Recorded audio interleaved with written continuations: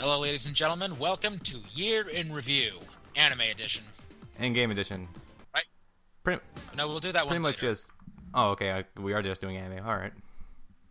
Yeah, because if we were doing both of them together, we'd be here for about 4 hours, bar none. Well, we'd be here for 4 hours bar now if we've gone into heavy detail about anything in specific. We'll save that one for tomorrow or another day, just basically any time before Tuesday. Okay, sure. So this right here is all the anime we've watched this year. We're not counting old ones as in things we've kept watching from 2011 or 12 or whatnot.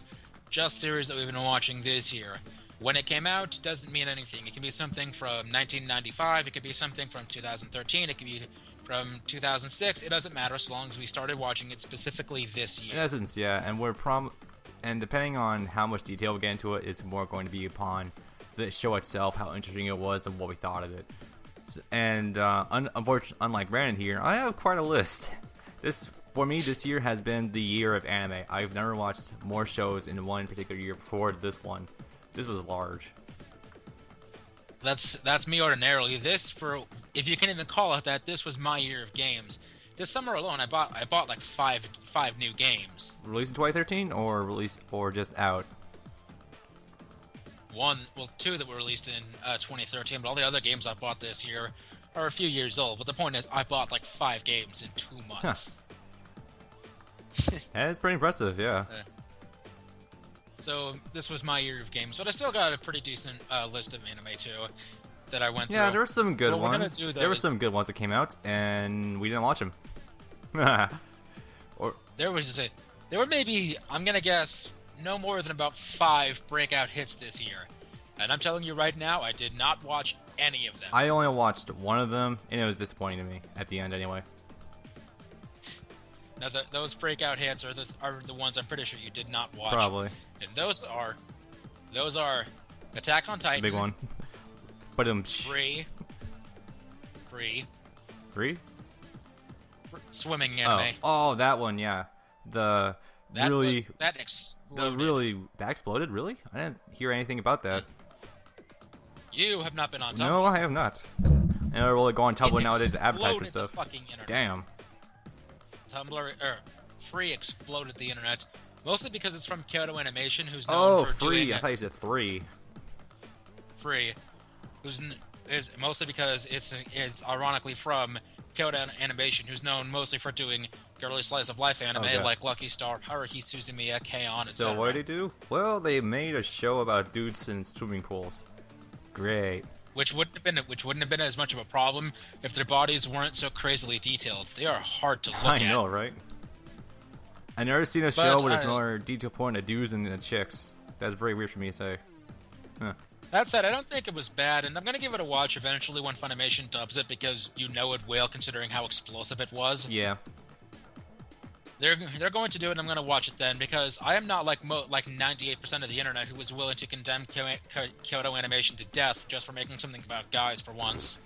I'm willing to give it a chance and see if it's any good. Wait a minute, weren't you the one saying that you wouldn't watch something just because one thing about it is bad?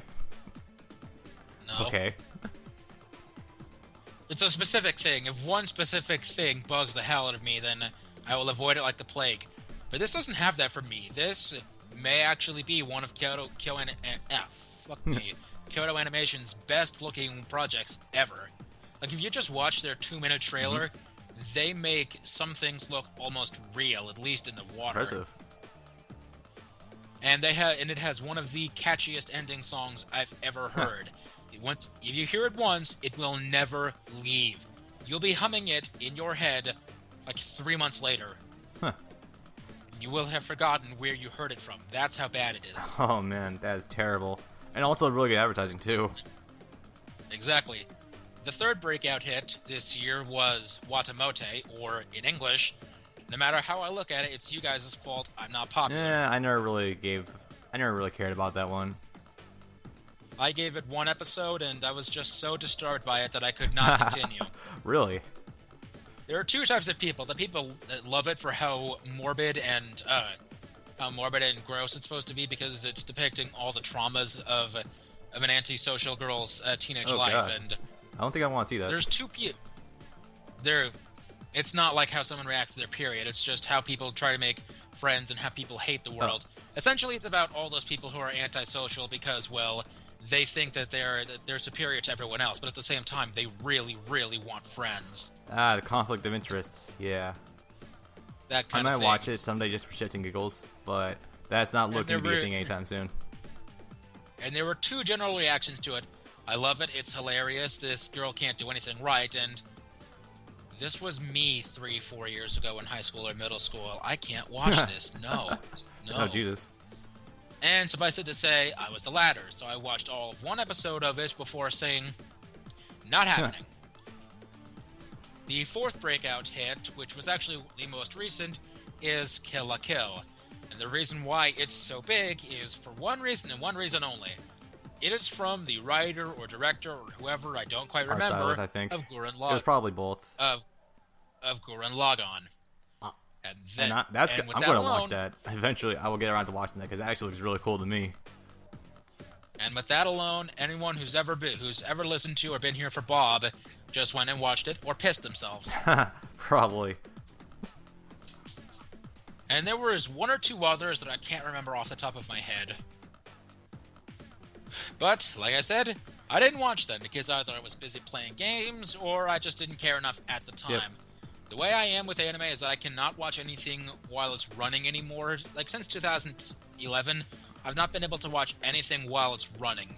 Because I'll watch an episode that lasts 20 minutes, and then it's like, I want more. I don't want to wait another 7 days. I want to marathon it. Yeah, I'm kind of same way with that. I won't, watch something episodically unless it's something I'm really invested in. What's a good example? I think I was kind of doing that with Data Live, but that was more like when it was almost over, so I think I just caught in the last episode. The only thing I only watched one anime this year while it was airing, and that's on my list, so I'll get to that a little later. Alright, so I think we should get this bit on the way since we covered the big ones? Yep. Alright. The first anime I watched this year, because the dub just released literally in the beginning of January, Ooh. Persona 4, the animation. Hell yeah. I love that. And that set off a juggernaut for me. I love Persona 4, and I like Persona 3, but it just did not have the same impact. No. But that's for another day, because, believe it or not, Persona 3 is getting 3 movies. Holy shit, we're watching all those, aren't we? Hell yes, yeah. The first one already came out, and the next one's coming out next year. Alright, so, before Brandon goes too much into Persona 4 and his experience with the games, I want to talk about this personally. I have friends who are really, really, really into Persona series, and frankly, I didn't really give too much of a shit about it. I mean, it looked interesting, but I was about to drop like 200 hours on one of the games. I watched the first episode. I was like, all in. Hell yes, I'm in. I fucking love this show. It's so good. I know what dragged you into. That's the funny part. I can guarantee this was one of the factors. What would be one of the factors? Both the main hero and the main villain are both, at the same time, on screen, played by Johnny Young Bosch. Wait, the main villain's played by Johnny Young Bosch? Really? Toru Adachi, the police officer, is played by Johnny Young Bosch. Oh my god. That's so cool. It's a trope they carried over from Persona 3, where the main character, Minato Arisato, or if you're going by the movie's new canon name, Makoto Yuki, which is actually funny for a different reason, and the main villain, Ryoji / Nyx, I think his name was, are both played by Yuri Lowenthal. Oh man. So it's a trope they carried over, which I'm sure they're going to carry over into Persona 5 next year. That'll be fun. Yeah, so this is the anime that single-handedly got me interested in the Persona series, and I didn't even play any of the games beforehand. I played a little bit of Persona 3, but that was the PSP version, and I was like, this is kind of boring. It's the worst version of the bunch. bunch. I can kind of tell what with the really bad interface on the overworld. I was like, oh my god. Yeah. I'm playing a game, a point-and-click adventure game. Basically, yeah. But other than that, but so for Persona 4, the way this is so well done is just mind-boggling to me. I know the entire series takes place over the course of a year, and frankly, I think this is the way they pace this is so perfect. Instead of like one episode one day and the next episode like 5 months later, they like steadily progress through the days in like one episode. So the one day or one episode could take the course of like a month. And I think that's ingenious, really, because that's a really good way of like pacing it really well. That's true. There are a lot of things actually that make it excellent. They get the characters directly from the games. Personality, little details, visual, everything. Oh my god, yeah. Everything is perfectly detailed. And there are some comparison GIF sets on Tumblr that example this perfectly. Like just little motions that the models in game would make in cutscenes. Those exact same small motions the characters make in the anime when they're doing something. I can tell this is a show where the writers were really putting their all into emulating the games as much as possible, but adapting it to a big screen. And they did it just perfectly.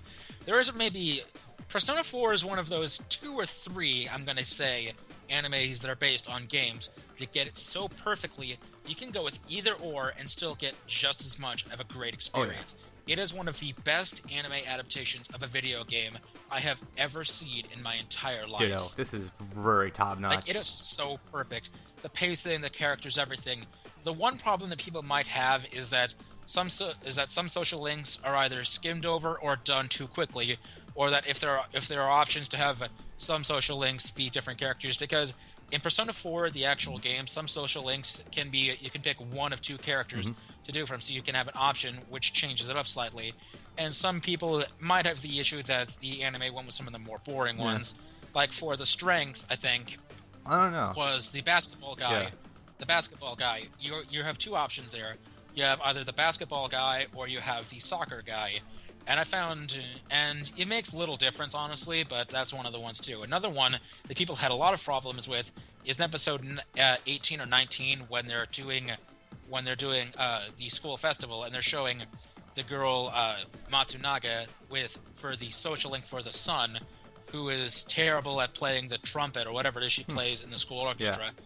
You have the option of picking her or a girl in the theater club, which, having played the game, I can safely say the girl in the theater club has a much, much better social link that a lot of people, myself included, were depressed that they did not pick. Yeah, but I want to say this as someone who has no interest, or no, not interest, no experience with the games whatsoever. The way this show is so well written and so well paced, it blows my mind, honestly. I'm pretty certain it's because they're sticking so close to the game. And I guess by extension this means the game has a really ingenious plot as well. But even so, it did. Disconnecting this from the game, this is so well written, it blows my mind. It's so good. It really is. The only thing I could possibly gripe about is I don't think it's ever really explained what the social links stand for or what they're about. That's really the only thing I can complain about, that they didn't really elaborate too much upon. I'll overlook it because I know it's in the game somewhere. It's some big metaphor for friendship gives you power or some crap. There's an overblown metaphor that because it's done this way, I don't mind. If it was done in any other anime or any other game, they would just flat out say, friendship gives us power or whatever. I think the subtlety they pulled it and saying here though was really what kind of made it really good. I'm sorry? The way they said it like subtly in this without ever saying it outright is really good though. That's true. They did it well. It's not overbearing, and it complements it nicely. So there are some other little things that I like too. The battles, for example, were completely changed, and they cut out all dungeon and grinding, so you get basically to the main event of each dungeon, just fighting each character's specific shadow. And they do that perfectly as well. The fights are excellent. What I like is that they changed the way the battles are, where the characters, they don't have weapons, they don't have items. It's literally just the personas fighting each other and fighting the shadows. And I like that because it saves a lot of time while still making it look really cool. Additionally, they also added some things that weren't in the game that made it better. Like, halfway through, and I remember this specifically because in July when you were watching it, because when I first gave you the download for it, you only had the first 12 episodes, and you thought that it actually ended at 12 episodes. I really did.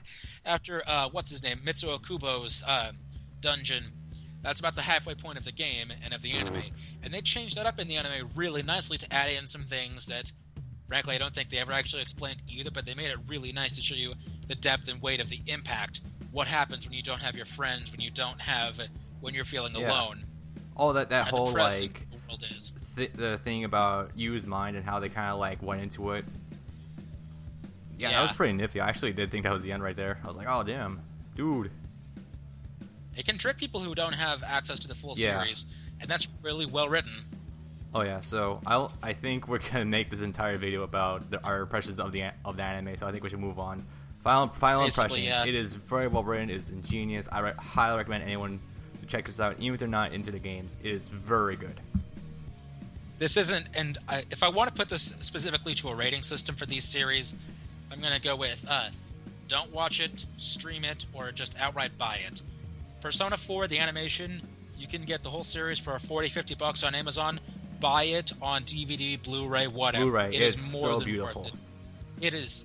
It's beautiful to look at. It has excellent music taken directly from the games. Excellent voice acting in both languages. It's Oh, yeah. perfect. You will love it. There is no way to go wrong. Go check with it out. Buy it on Hell Blu-ray. yeah! All right, moving on. All right, So what did you watch? me, I'm gonna Okay, so we'll cover go this one. I'm gonna cover this one right. Hyperdimension Neptunia, but this was more you than me. I kind of stopped watching it like 4 episodes in because I think it was kind of like franchise fatigue at this point because I was like so invested into the show, into the games, and by the time they started incorporating stuff from Mark II, I was like, I'll give it some time. Now I kind of want to get back into it. It's pretty good, but it's not standalone. It's not its own being. When I look at this, I think it's really just for people who watch the games or play the games and want an adaptation of the anime of it. This isn't Persona 4 where it's so well written it can be its own entity. It pretty much depends on you having some knowledge of the games. Which even then, That's true. the comedy is really good, and the parodies they pull from the games, how they mock the video game industry, it's still there. And I actually think they go into making fun of some tropes in anime too, like the shiny white beams, how they always seem to cover naughty places. I like that line. You know, I'm waiting for the Blu-rays of that to come out in Japan to see whether or not they keep that in, or censor, Or alter it as censorship, or if they unedit it, And- or they have an uncensored That'd version. be cool. But yeah, Because you know the one thing people want to see actually in the anime that you can get from the games, kind of, but people really want to see, is the naked goddesses. yeah, basically. You know that's the one thing everyone wants. Naked noir. Anyway, Naked sorry. birds. But basically, Damn. yeah, he's right though. The anime is supplemental material. You can watch it and enjoy it for the jokes that there are, but you're not going to understand about half of it Yeah, unless you've played the that's games. true. And the reason for that is, and I noticed this later towards the end, around episodes 8 through 13, is that they were adapting scenes and full-on chapters of some of the games directly into anime form. How'd that play out? Like, for example, the last 4 or 5 episodes are taken directly from the last 4 chapters of Victory. Okay. Which they did pretty well, but they could have done a bit better. Like, they take the final battle, and I'm not gonna lie, it has some great music, but it is kind of underwhelming. It's kind of just very disjointed with how it's done, isn't it?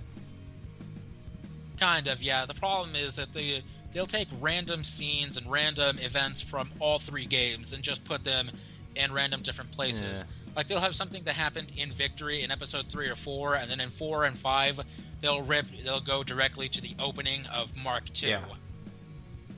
So it's disjointed and it's all over the place. It's not something that you can still watch it by itself, but you're not going to get nearly as much out of it unless you've played all 3 games. Yeah. And understand what's going on, who's who, things like that. Yeah. So overall, you play the games. say- Play the games first before trying this, or at least play a little bit of either Victory or the first game. Try to stay away from Mark II. Yeah. That's our job. Yeah. Yeah. I'm still not. Or I'm more still not even specifically close to done with since- it. I'm still like on episode 4 or 5. So whenever I get around Well, to it, I'll get around to it. I'll give more impressions on that. So yeah. Well, if we're advertising, considering they're coming out soon anyways, Steam, just jump directly into the Rebirth games on Vita. Yeah. Sweet.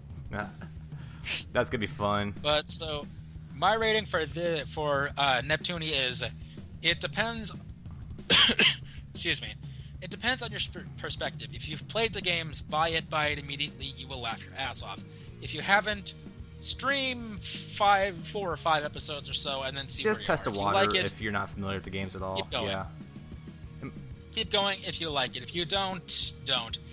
But I'm gonna say this right now. disregard the first episode completely, because that episode is nothing but fan service. And I know that's not saying much considering what Neptunia is, but towards the end, it actually has something of a deep and somewhat touching plot near the end. Now, trust me, Victory in the end actually does have something of a deep and sad plot. So they do that somewhat in the anime, but disregard the first 2 or so episodes and give it 4 or 5 before you make your final judgments. So just test a little bit. Anyway, I think we should move on from there. So that was those are 2 shows we both covered. Now it's time for something I kind of just started watching like a couple of days ago. It's called Outlaw Star. I'm not even close to being done with it. I'm only on like episode 9, and again, this has been sitting on my shelf since fucking January. I'm only now getting to it. Holy crap, this show is very good. I'm loving the hell out of it. Josh gave that to you in May. He basically... I'm going to... I don't know if I should tell him I still have it or not. He probably doesn't. Anyway. You want to do what that, but you did to John with 13-2. But I gave that back to him eventually with this. It's so good, I don't know if I want to give it back to him. You had 13-2 from John for like 2 years. Yeah, basically. I don't think he even plays it anymore. I'm probably going to hit him up for it back. Anyway, that's the point. Point is, Outlaw Star... actually, I should probably talk about something else first. Cowboy Bebop, to me, was pretty underwhelming. I know. It's hard. Holy shit, someone just said something less than positive about Cowboy Bebop. Whatever will we do? You know what? I actually kind of agree with you on that. Everyone, like... Cowboy Bebop, watch it for the fun, don't watch it for the story, because there's 3 episodes of story in a 26 episode and it's all tailored toward the end. Watch it for the They continually just, like, foreshadow it throughout the series, but I ultimately feel like the series doesn't go anywhere. I mean, with the characters, there's no payoff. Spike dies, and let's be honest, this isn't about the crew. This is about Spike himself, and even then, I think Spike is alright, but he's not that well written compared to anything else. He's basically just a sarcastic ass about 98% of the time. Yeah, alright, so that's... The other 2% of the time, he's dealing with vicious. Basically. So now I'm watching Outlaw Star. This is everything I wanted Cowboy Bebop to be, and it mixes it with stuff in Gurren Lagann. There's space battles. There's a guy who it's all he wanted. Go to space. He gets to space, and every character in here is actually pretty likable on some level. It's hard for me to actually watch a show and actually not finding a single character I dislike. It's very weird for me to find that. But it happens, and whenever that happens, then boom, immediately in. I can't stop watching. With me, I think it's my heritage on Dragon Ball Z speaking, but I watch anime more for characters and how stuff develops than overall plot or some backstory about something that I really don't give a shit about. So, really? Yeah, well... That's news to me. I remember the last time we tried to do this. It's kind of my why I don't like School Days at all, and I'll talk about that later. All the characters are super fucking boring, and I was dying by the last episode. Even then, I was like, oh hey, it ended fucking finally. We should clarify, when he says characters are boring and he's dying, he's talking about School Days, not Outlaw. Yeah, I know. Outlaw is so damn good with how some of the characters interact with each other. I absolutely love it. I'm only on episode 9, really is. So I can't say for sure if there's going to be like any character development going forward, even though there's continuously Gene Starwind. He continuously calls back to his fear of space, and that's kind of cool. I can see they're going somewhere with this, and I hope they pay off with something. I can tell it's going to get a lot darker later because they have the chick, I forgot her name, she's an android. Melfina, yeah. I know they're going somewhere with this. Like, it's going to get into some very deep philosophical shit, and at the start of every episode, they open up with, like, some very deep stuff. I want to say, like, philosophical lines like you'd see in a Toonami ad. I can tell they're going somewhere with this. Narrated by Jet Black. Yeah, basically. I can tell they're going somewhere with Narrated this. by Jet. And I can't wait to see where it goes. But overall, Outlaw Star, I'm going to judge this based on a more traditional number system. For me, this is sitting on a solid 9 right now. Easily. Do you want me to spoil at least one thing for you? Nah, I'd rather not. It's not a major Alright, thing. it's not major. Go for it. Do you remember how in the first season of Clanad at the beginning or end of each episode they had the scenes with the little girl in the parallel world and the robot bear? and how they kept saying philosophical things, and it never really made any Yeah, sense. I kind of skipped those. And how it ended up building up towards something in the end. These are all going to build towards something in the end. You remember how it built towards something at the end of Clan Ad After Story? I didn't finish Clan After Story, but yeah. I know. I got like 5 episodes into it. I had to take a break to watch other stuff. You were gonna have so much fun when you get back I to that. know. But basically, all these scenes out of context, they make no sense. But they're building to something very important in the end. So Outlaw Star is going to do Something this? that, Good. yeah, it's gonna build towards something in the end that also does not make any real sense in hindsight. Well, good, because I don't care about the good one. Unless it's something glaringly bad.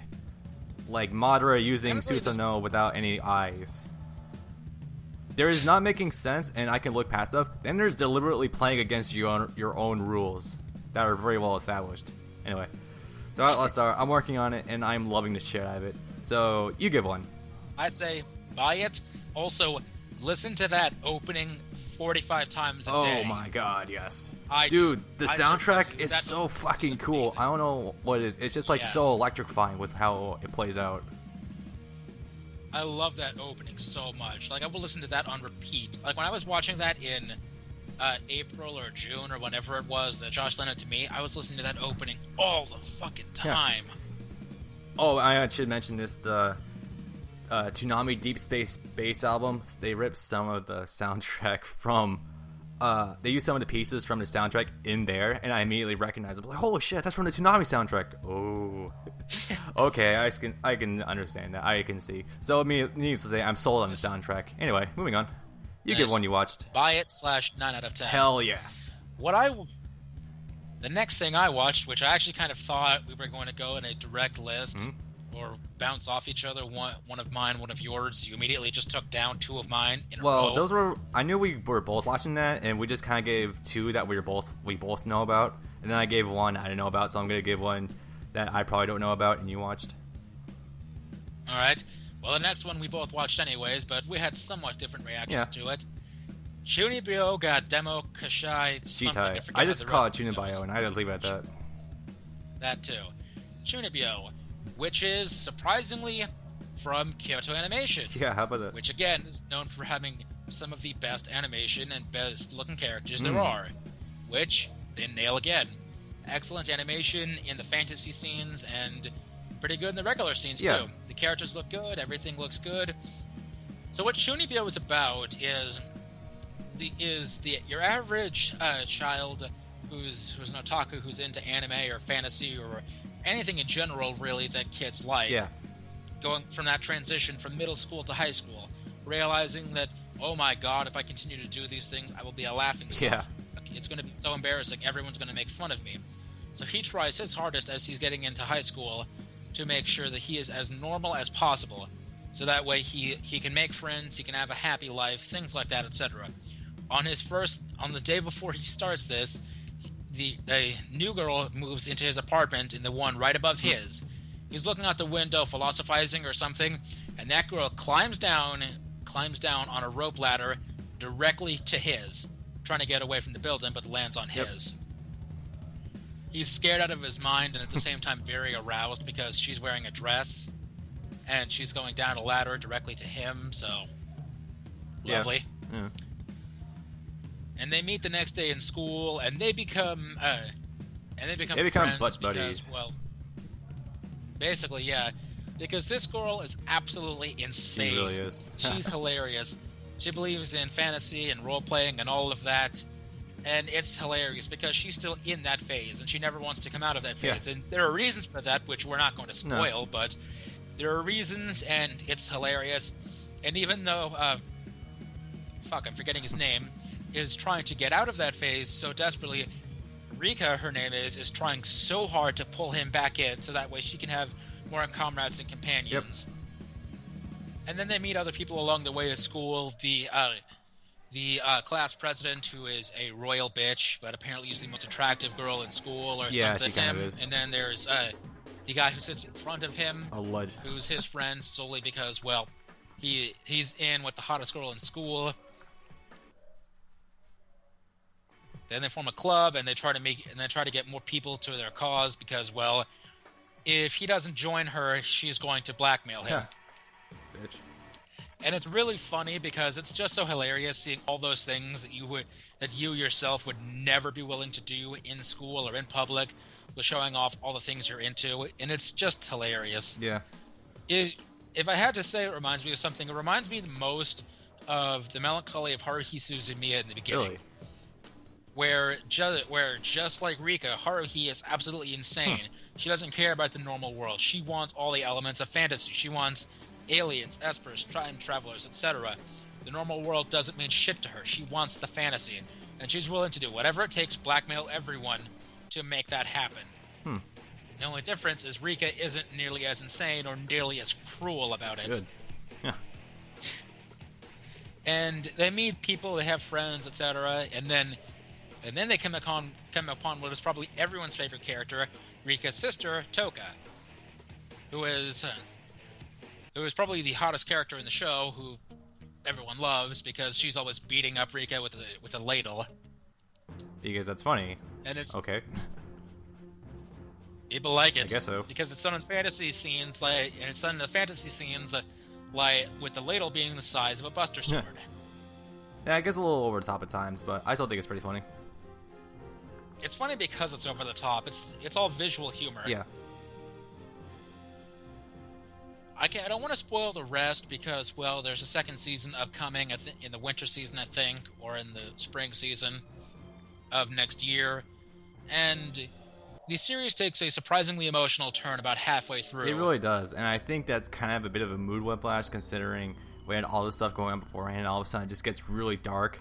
And at that point, I'm just, trudging through the episodes. I'm like, okay, this is dark, I get it. Can we do something else, please? And it doesn't. I'm just like, oh my god, do something else, for God's sakes. It runs through the rest of the first season, and it makes it kind of hard to watch at times because it's really dark and really depressing, and it makes you understand why Rika is the way she is, and that's understandable. But it also makes it really hard to sit through, considering when you first get into this series, you don't want any of that. All you want is a high school comedy with people being forced out of their comfort zone, and all of that. And halfway through, they take most of that away, and it's hard to sit through. Yeah, it makes it really uncomfortable towards the end. I know. With me, my impressions of the show, well, about that twist anyway, sorta mood whiplash. I can definitely tell I am the wrong target demographic for this because I never had any of that stuff in high school or just school in general. But other than that, I didn't really care too much about Rika to begin with. Well, it's different for you because you were just into Naruto and DBZ, and in high school and middle school, so would most other people have been. It's completely different from me. How do you think I would have been treated if I told people in middle school or high school that at that time, specifically at that time, I liked Lucky Star, or I liked Haruhi Suzumiya, or I liked K-On! I don't think anyone would know what it was. Anyone that might bother to look it up just to torture me with it. Things like that, etc. Anything girly or anything outside the norms of just action. Yeah, that's true. How do you think a person would be treated by their bullies if they admitted that they like those things? I'm not getting to that. I'm getting into my view of it. I can just know I'm already the wrong target demographic. That's what I'm saying. That's what I'm saying. It's not really for you because you were into the norms. Yeah. For anyone else, though, that's where the problem lies. I suppose so. But other than that, Rika herself, I thought she was okay. But then when the last 6 episodes, it was just continuously on about what made it so dark and edgy. I was like, oh my god, can we please talk about someone else for 1 minute, please? Not because it was dark or I was getting depressed, but just because I was just like, okay, we fucking get it. She's got problems. Can we do something else, please? No, it just kept going on and on. I was like, oh man, this is. Ugh. That's what the other characters are there for, to be funny for. I guess so, but the other characters felt like they just. We have the other guy who's an idiot, and the girl who's always sleeping all the time. Yeah, but they don't ultimately amount to much. It's just more about. They're cast supplements, but they're funny enough for what they're supposed to do. They get the job done. Yeah, I suppose so. It's like half of the time you can never tell if the other guy is truly in love with her, or if he's going to rape her in her sleep. That's part of what's so funny about the other guys, I suppose so. the other characters. Yeah, I can't really give a full impressions of it because it's been such a while since I watched it, but I can tell there's gonna be a lot of other people who are more interested than I am. So me personally, I would recommend going to give it a watch to see what your reactions are. Me, I'll watch the second season when it comes out. I will at least continue watching it to see how they carry on with it, because the ending was at least pretty cool. I'll summarize it like this: 2012/2013 was Kyoto Animation's experimental phase. They were doing some things that were different, and it worked in some cases and it didn't in others. Okay. Earlier that same year, they aired Hyoka, which was one of the most boring examples of a quote-unquote mystery series that has ever been seen, that has some of their lowest sales ever, just the season prior. Oh man, what show is this again? It's a show about four people in high school, 2 guys, 2 girls. They're in some literature club, and there's something about solving mysteries. What's or it called? Some shit. Hyoka. I heard of it, but I don't know anything about it. Exactly. It's one of those things where the opening's better than the show itself. Oh, that figures. Ouch. So that only got them like $7,000 or $70,000 in sales, which for a big budget company like Kyoto Animation is nothing. Yeah. That was a failure. Chunibyo had mixed reactions. I think it got at least a 7 out of 10 in terms of sales. Yeah. So they would add another season. I can tell it has potential. It just needs to steer itself in the right direction and be a little better with the character development. That's all I could say.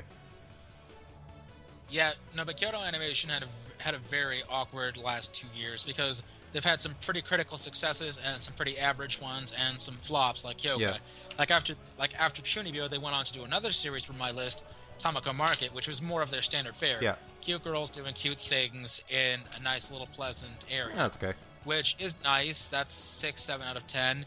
Fairly mundane series, but it did enough for it to get a movie next year, which personally I'm pretty interested to see. Cool. And then they had Free, which was their biggest critical success since K-On! In 2010. Impressive. So it's been an up and down, very, very experimental year for them. All right. So, that's something we both watched. One more you want to give? Because that was something we both checked out. All right. The next one I watched, which I think I might have mentioned this before, but actually, no, I mentioned this all the way back in summer before I actually watched it when we were doing, I think around when we were doing Bleach. I watched in summer a series called Kanagi. Oh, that one, yeah. Which I'm sure no one has ever heard of because it's very, very, very obscure. Wow. How will it do? How will it sell? Enough that it only got 1 season. Oh man. Ouch. Which is sad because its manga went on for like 4 or 5 years. So it could easily have had more. Kanagi is a series from 2008 from A1 Pictures. It is a series that is kind of hard to explain. The next time we do this, I'm going to need to actually look up all these series on Wikipedia so I can remember what everyone's names are. The main guy, when he's a kid, he's playing around in a park. Out of nowhere, a tall, teen to adult age woman comes up behind him, hugs him for no reason. He feels that he doesn't know. He feels warm and confused, and then she disappears. Flash forward to present day. This guy is in high school, and he's building a wooden model of something. I don't remember what. Okay. He's crafting something out of wood. He's like in woodshop or something. He's building a prop for a school festival or something. He's building a model of a girl, the same girl that he saw hugging him when he was a kid. Interesting. When he leaves the room after finishing that model, apparently he's really good. That statue comes to life. Oh, okay. In the form of a blue-haired teenage girl. Naturally, yeah. Now, if you excuse me, I'm going to go look up what she looks like. This girl, her name is Nagi. She is a goddess.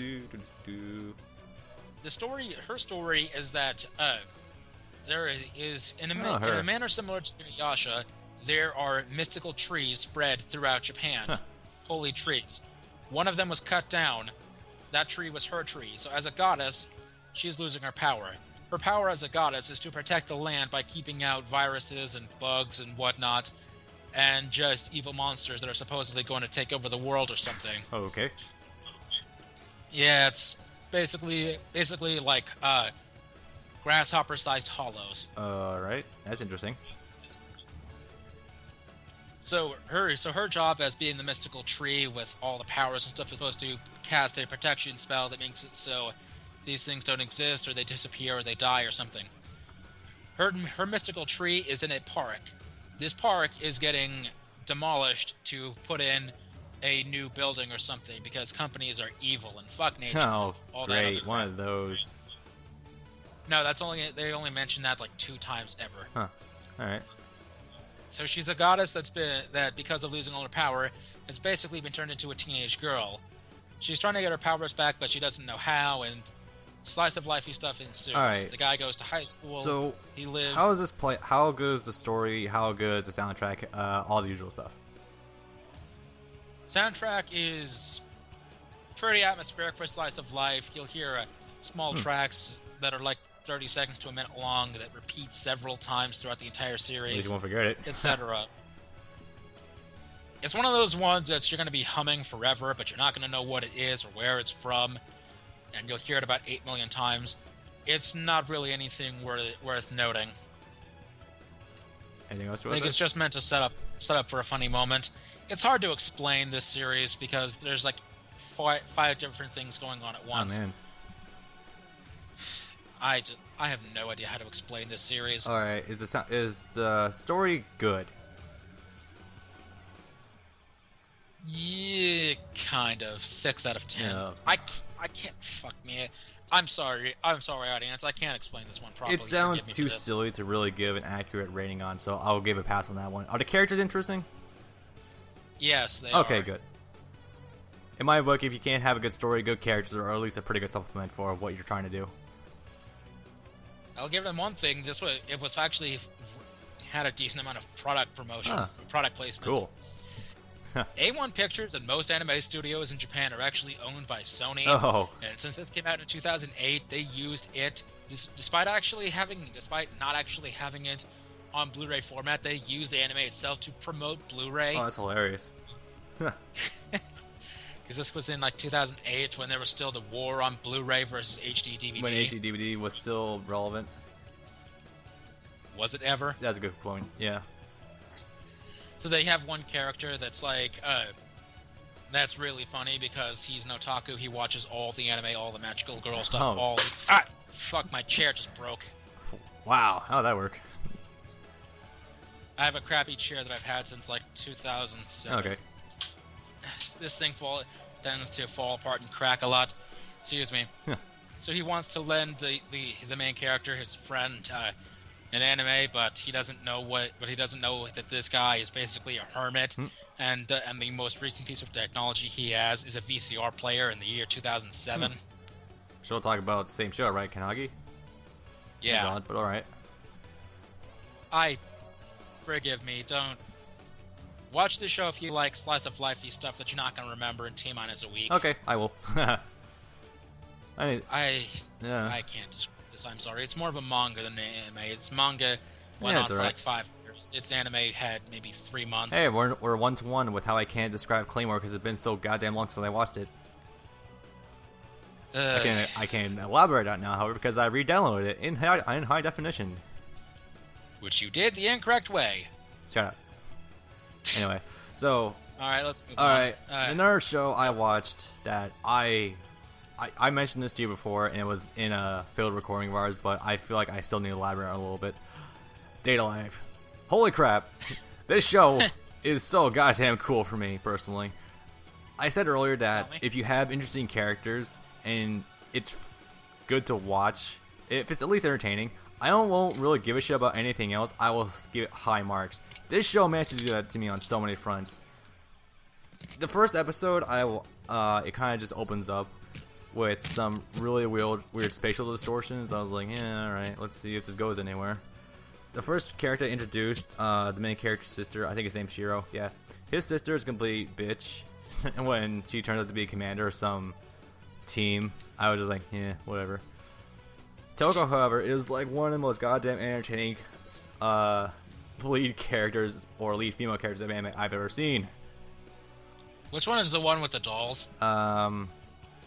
to remember the name off the top of my head. I can't remember. Let me look up.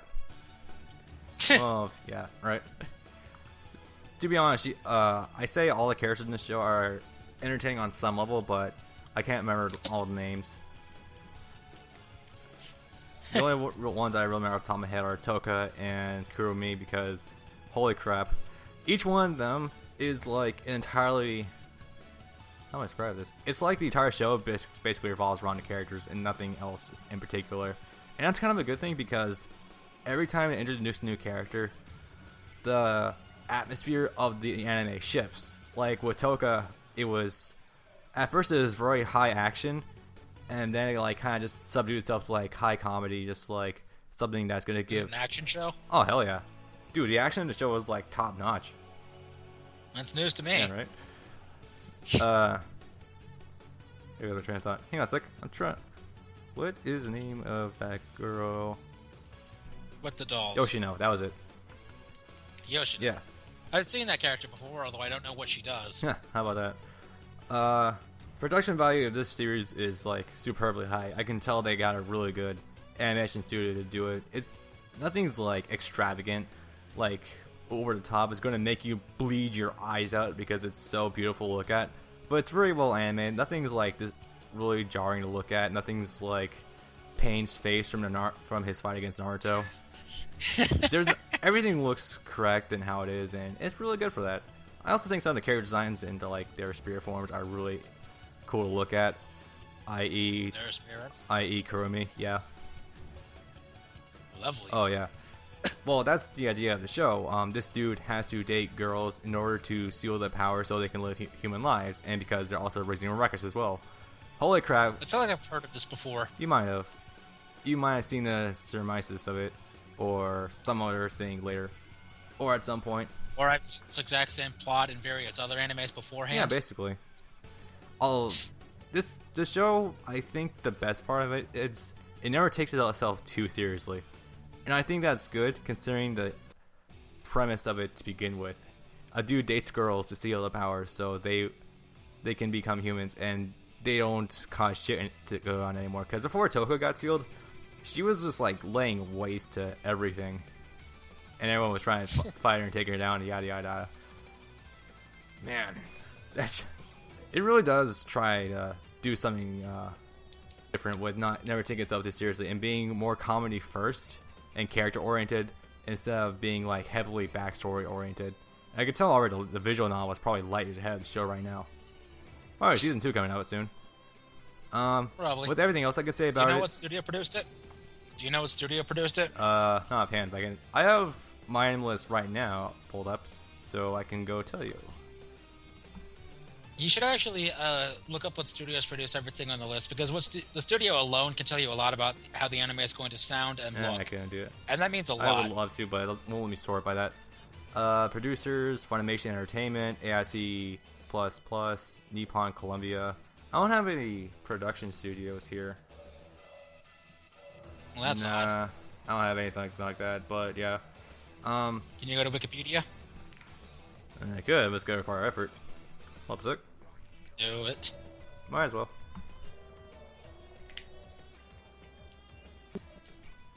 It's intermission time, folks. Da, da, da, da, da. Man, this is a lot of stuff to take in. I don't think if this is why I don't go to Wikipedia for information on anime. There's so much stuff. Studios AIC Plus. I've never heard of this before. They must be new. Probably. And I wish my anime list did sort by production company so I can know who did it, but I'll take what I can get. So I can say this is easily one of my top 5 shows of all time right now because of how funny it is and how the characters interact with each other and all that good stuff, like I've said. Also, the soundtrack is amazing, and if you listen to the opening song, which also I have to say is right now, if an opening isn't interesting to me, I'll always skip it, and that usually goes for about 90% of the shows I watch. Unless they're like instrumentals or actually have like a bit of edge to them. This one sounds like, when it starts off, it sounds like the beginning of a Meatloaf song with the pianos. I'm like, holy shit, shit's about to go down. And then, yeah, it's actually really well pulled together, so kudos to them for that. Nice. All right. And I highly recommend checking it out. You can watch it for free on Funimation's website, and I would definitely give it a shot. What did I give this again? It's either an 8 or a 9. Yeah, I gave it a 9. I forgot that we just went through 3 without going by a rating system. I'm going by rating system. You're going by either torrenting it or actually buying it. No, but we didn't give any to the last 3. Chunibyo, 7 out of 10. Stream it. What was the last thing you said before this? Oh yeah, Ganagi, stream it. 6 out of 10. I didn't give it a score, but that's more on you. Give a score for this one, for Data Line. Yeah.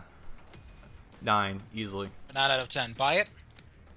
Like when it comes out dubbed, buy it. I recommend watching it online first in subs before because I don't think there's a dub coming out for it yet, or at least not until like season 2 comes out.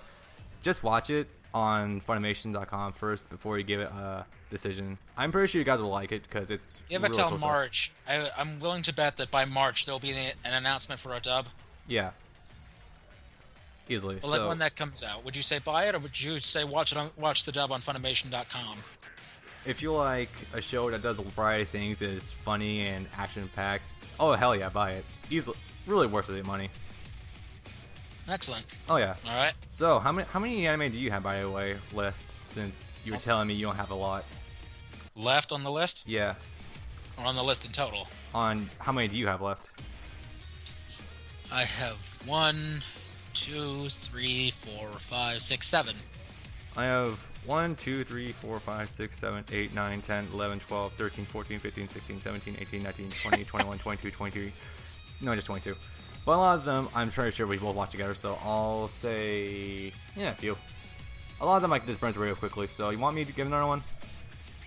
Sure. Alright, the one, forgive me, I haven't watched this in a while, just because my friend Josh and I'm going to have him on my channel at some point in the future, whenever I can get him over my house. Sheesh. Him and I have like a giant marathon of like 5 different shows when he crashes into my place. So every time we do that, we burn through a lot of stuff, and he shows me his massive collection of harem anime, whether they be good or bad, and generally they are good. I have to say, even though they're harem based, they're actually not that bad. I find some good values. I think I know where you're going with this. Yeah. No, this is something different. They usually have some good production value to them, and usually what I expect to be really bad, it's actually not being pretty good. The one I'm going to talk about right now is Strike Witches, which I had no expectations going to this. I watched this, and at the first episode, I was like, because everyone didn't do anything. But then it goes just kind of like that orientation stage, and by the way, I watched this in dubs. The dubs are okay. They're nothing extraordinary, but they get the job done, and I think they're pretty good for it. Gives me the power of Funimation. Yeah, basically. The story itself, nothing really happens until like the last 4 or 5 episodes. I'd say 3. It's one of those shows. How long is it? How long is it? 13 episodes, the usual stuff. So Nice. It's not that long to suffer through. It's just really the first 2 episodes you have to push past. And after that, once Sherry shows up, who is voiced by hang on a sec. I'm gonna take it. Given that it's you, I'm gonna take a stab at it and say Colleen. Nope. Aw. I can't. It's bugging me. I don't remember her name off the top of my head. I have to look her up on my fucking page now. Oh yeah, my my voice actor waifu, Jamie Marcy. I've met her. I don't know. I've met her, actually. I'm finding I like her more than Colin Kleber lately because she has a lot of like high edge and the stuff she says. Colin's really good. Don't get me wrong, but I like Jamie because she has like some good style to the way she says stuff and talks. Well, to put it simply, if you want edge, she is Panty. Essentially, yeah. And she was also. No, she actually is. No, she actually plays Panty and Stalking. Yeah, that's essentially why I like her so much. She also played the main character from Witchblade, who was alright, although she was nowhere near as well written as Panty. And she voices Sherry. Witchblade was just a bad anime. Witchblade? Yeah. No, that's pretty good. Bad. I thought it was good. I'll debate with you why that was bad later. But yeah, Strike Witches, again, I had no expectations going into it. But when I watched it, I was like, it's okay. Some of the characters are pretty well done. You're probably going to forget 95% of them because honestly, none of them have any redeeming qualities outside of like Sherry and the commander who is the one with the eye patch. Other than that, the characters aren't that great, but the story itself is okay. I can't really give too much to talk about considering it was kind of passable, but it wasn't exceptional. There's a season 2, and I'll give more impressions about that then. But for right now, all I can say is it's okay. I won't recommend buying it. If you have any way of streaming it, do it. Just remember to push past those first 2 episodes, and it'll actually be a little invigorating, but not too much to really grip your interest on it or anything. What's your rating? 7 out of 10. Nah, That's generally my average rating. If anything below that is where it gets like really bad. I don't think you understand how numbers work. Yeah, I know. I kind of just rely on the Lucky 7 because I watch a lot of decent to good anime, so it's hard for me to like give a accurate number as to what I think about it. But Right. I'll tell you though, it is rare for me to give something a 10 out of 10, or if ever, besides Persona 4. But that's really good. All right, so I have another one to talk about. You and I both know about it, but I watched it. The first half was good. The first half should not have existed. Take a Did you say stab the at it. first half was good, the first half should not have existed? No, the first half is good. The second half should not have existed. Go on. Sword Art Online, Ugh. the most overhyped thing this year, and holy shit. Oh my god, the last half should not have been a thing. I say it should have never existed at all. I won't argue that. I will argue that it was a great concept, and at times it was very good. But No, it's for not. most It's of it, directly- it was for most part It really was very is. bad. There was nothing original about it at all. It is ripped almost completely from most of the .hack games. You die in the game, you die in real life. That is taken directly from most of the .hack games. It's also take for the Matrix too. That too. You Yeah. die in this, you die in real life. That's taken from 1,000 things. And given that that's the main plot, there is no originality to it whatsoever. The characters are horrible, the plot is horrible because it's done to death. It looks good, and it has good music. Those 2 things are the only redeeming things about it. Otherwise, it is one of the biggest steaming piles I have ever seen. Did you watch all of it? I don't have to. I had to. If I can say that about the first half, the good half, then there is nothing at all worth watching about the second half. And I understand the concept of something being so bad it's good, but not even the first half was so bad it's good. It was just bad, just the bad kind of bad. Oh man. I will kinda be the opposite and say there are some good elements to it. Especially Asuna. She was probably, I would say Asuna was the main character of the show. Fuck Kirito. Kirito should have never been a thing ever. He's too fucking stupid. He's stupid. He's really melodramatic. He Also, does the whole nothing series of is incredibly interest. I forgot to mention this. The whole series is incredibly sexist. Not even the second half. I've heard some pretty terrible things in terms of sexism about the second half, but the first half is pretty terrible, even in terms of just its sexism. I never really caught into that. I was just more focused on either A, flushing Kirito out of my mind and just focus on everything else, or B, just letting my mind wander as I was like, that's a pretty background. Yeah. I watched Exactly. the entire. That's just it. It looks pretty, but it has nothing else going for it outside of sounding good. I watched the entire thing in 360p though, so shame on me. Yeah. Even then, I could tell it was pretty well animated, but I found nothing else to be really cool about it. The soundtrack is cool. The fight scenes are actually. I actually don't like the fight scenes in the slightest. Not really, no. Oh my god, the camera shake, man, the choreography. The fight scenes I can tell would be pretty cool if A, they weren't so fast, and B, the camera wasn't all over the fucking place with how it plays out, because I can understand you can make a camera like move dynamically to make it seem like you're more immersed into it. But when you take it to the point where you're passing behind objects and there's shit flying in front of you and you have no idea where the camera should be, that's a problem. That's a big problem. You know something is bad when personally I think the best fight is one where like 6 guys are trying to cut Kirito up all at once, and he's just standing there laughing at them because he's level like 9,000. I know, that was actually... And his defense is 8 million, and and all he does to fight them back is just throw some magic rock at them that teleports them to jail. It's a good thing you mentioned that, because probably the biggest offender to me of the show was the way they handled time skips. This is, again, I mentioned earlier, if you have a good characterization and it's entertaining to watch, I'll overlook some details like this. But no, this is really the biggest offender of them all. It has no proper pacing. It doesn't. I've seen better pacing in porn. Yeah, right? It's because you're fast forwarding everywhere. Anyway, the first episode, I was like, okay, we're establishing this. It seems to be alright. The second episode is like 3 weeks later. I was like, what the fuck? This is why I praise Persona 4 so much, because of the way it's paced so brilliantly. This show, no. It can't pull it off. It can't, it just really. Can't.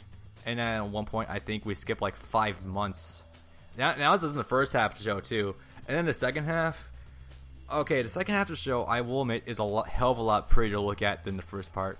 Kirito himself doesn't look like an emo trash bag anymore. He's actually not... He looks like Zack. And if I can commend anyone for ripping off a good character design, it's ripping off Zack Fair. And I'm like, okay, cool. You're doing something cool. All right. Wouldn't that be more of an insult than a compliment? No, because Zack's actually pretty cool as a character, as opposed to everyone else. As opposed to everyone else in that game. But dragging Zack into something like Sword Art Online would be an insult to Zack. Yeah, I guess so. But that's neither here nor there. The entire premise of the second half, though, I don't give a shit right now. This is like the entire show is 26 episodes, and they deliberately divide it up into 2 halves. The second half, they have Asuna is somehow still in the game and locked up as a prisoner. I was just like, oh my god, I can tell where this is going. We had to spend 13 episodes going to rescue her. God damn it. And when it's simple. Everyone is fucking stupid, and even though they know that there's a laser that's going to explode their brain, they put the helmet back on. Well, no, it's not going to kill them, because that one's actually on its own server. So they go in because it's fun, like the reason everyone got in to begin with. People are stupid. Well, there's no... Again, the company who kind of did that in the first place, the guy... Oh my god, the biggest cop-out ever, too. Why'd you do all this? I don't remember. What? Oh man, the story of this show is complete trash. I don't think I need to say anything about that anymore. As soon as you make the villain like, I don't remember why I did such an evil act. Remind me again why people ever liked this at all. It was pretty, and Leafa was hot. Who?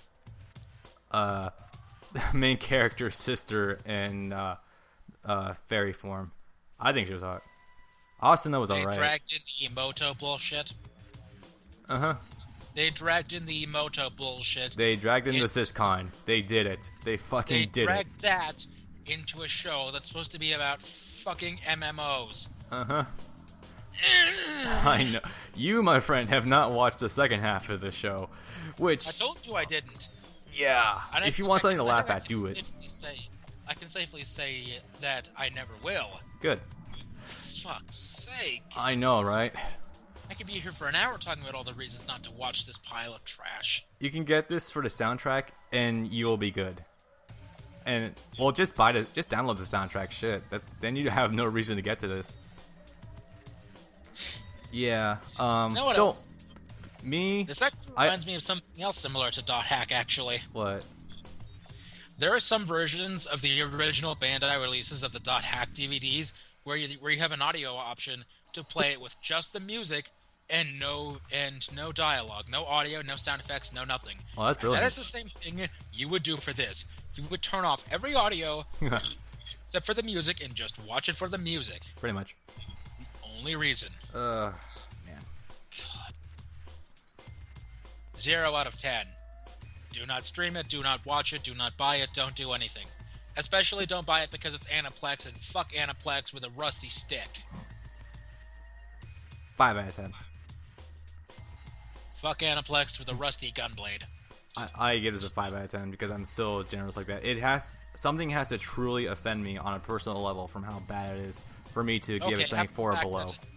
How about the fact that next month or in a couple months they're doing a beach episode OVA within the game with all the girls? I know, and that's gonna be the best. That's gonna be the best part of the show. Fuck. Yeah, right. All right. So, do you want one you can talk about? Sure. All right. Fuck. Throat. Drink. No. I'm actually kind of surprised I forgot about this earlier, but this is one we're both going to have a bit of fun with. I had this downloaded for 4 months, wanted to watch it for the longest time, and did not touch it until, like, July. Really? Haganai Season 2. Oh my god, you didn't watch that earlier? No, and I told you about that when I finally did start watching it. Oh my god, dude, the second season is, like, so much better than the first one, and the first one was still really good. We'll agree to disagree. This second season, I wanted to stab Kodoka with a knife. Yeah, Kodoka With is a knife. Kodoka is the Achilles heel of the show, really. He was relatively dumb but bearable in season 1. In season 2, I want to stab him with a rusty knife. Yeah. I like how this is also more or less Senna, the season 2. And you know what the sad thing is? This is actually still a really good show. Animation-wise, it looks good. Character-wise, it looks good. Most of the characters are actually not one note. They're pretty fun, pretty interesting, and it's fun to watch them do shit. The rivalry between Yozora and Senna is still hilarious as ever. Indeed. I think I kind of went berserk, or wanted to go berserk, around the semi-final or third to final episode, where in the middle of the classroom while she's playing a game, Senna just outright says, "Yeah, we should get married," and then everyone's just staring at them. I was like, huh, okay, she has balls. And then he was like, I don't know what to do. I'm going to run away. And then I fell out of my seat and started crying on the floor God damn it, what's her name? What's the scientist girl's name? Rika. When Kodoka and Rika had a pseudo fight scene on the roof. That was just funny to look at. I was like, are we doing this right now? Really?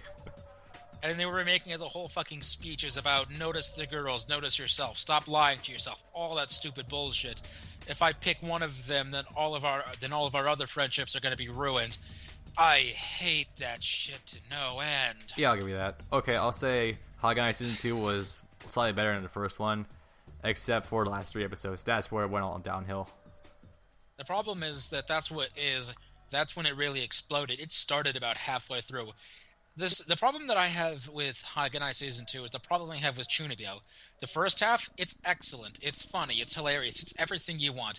Come second half, it gets all emotional and depressing and shit and stupid and... Yeah. Well, Chunibyo wasn't stupid, but Haganai gets pretty stupid towards the end of Season 2, and I just can't bear to watch. Yeah, I know. And it's hard to sit through. But fuck. This is one of those things where, and I don't often say this, and I'm going to actually say the opposite of this with one of your examples coming later on, but Okay. first season is infinitely better than second. I mean, there are some funny moments to be sure in Season 2, but it's just better in Season 1. The characters are a lot funnier in Season 1. They're more well written, especially the revelation at the end of Season 1, etc. Even though you kind of saw that revelation coming from literally 5 football fields away. Yeah. As soon as they introduced that character, I was like, oh no. You saw the revelation at the end of Season 1 was coming pretty much from Episode 2. Yeah, it was. But you know what? That was okay, because they didn't do anything with it. They didn't fuck it up. They made it still relatively fun and interesting throughout the entirety of Season 1 up until the end, where they had their incredible dramatic moment at the end. Yeah. That was good. That was well written. That was well played off. Is it just me, or is the art style in Season 2 significantly different from the first one?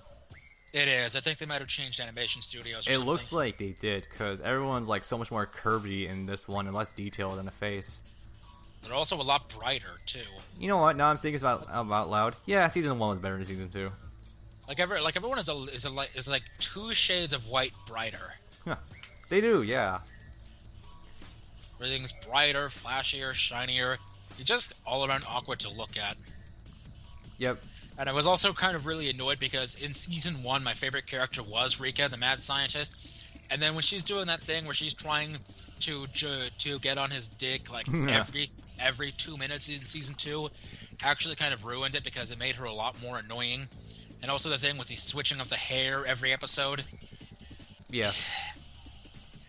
They took her character and drove her downhill very quickly. Huh. So, season 2, it's a mixed bag. It had a good start, it had a good middle, and it just took a nosedive near the end. Yeah. I like how Yorozora just became basically irrelevant as a character after she cut her hair. Basically, yeah, she stopped doing shit almost entirely. And she stopped being so entertaining, too, going from like the crazy state that she was in the first season, which made her hilarious. Exactly. She's basically kind of there. She's a side character. Season 2 is almost entirely about Senna. Yeah. And that's a problem. I don't mind Senna as a character, but when you make her the main focus instead of splitting it for 40-45-5 in terms of character focus, you lose a lot of it.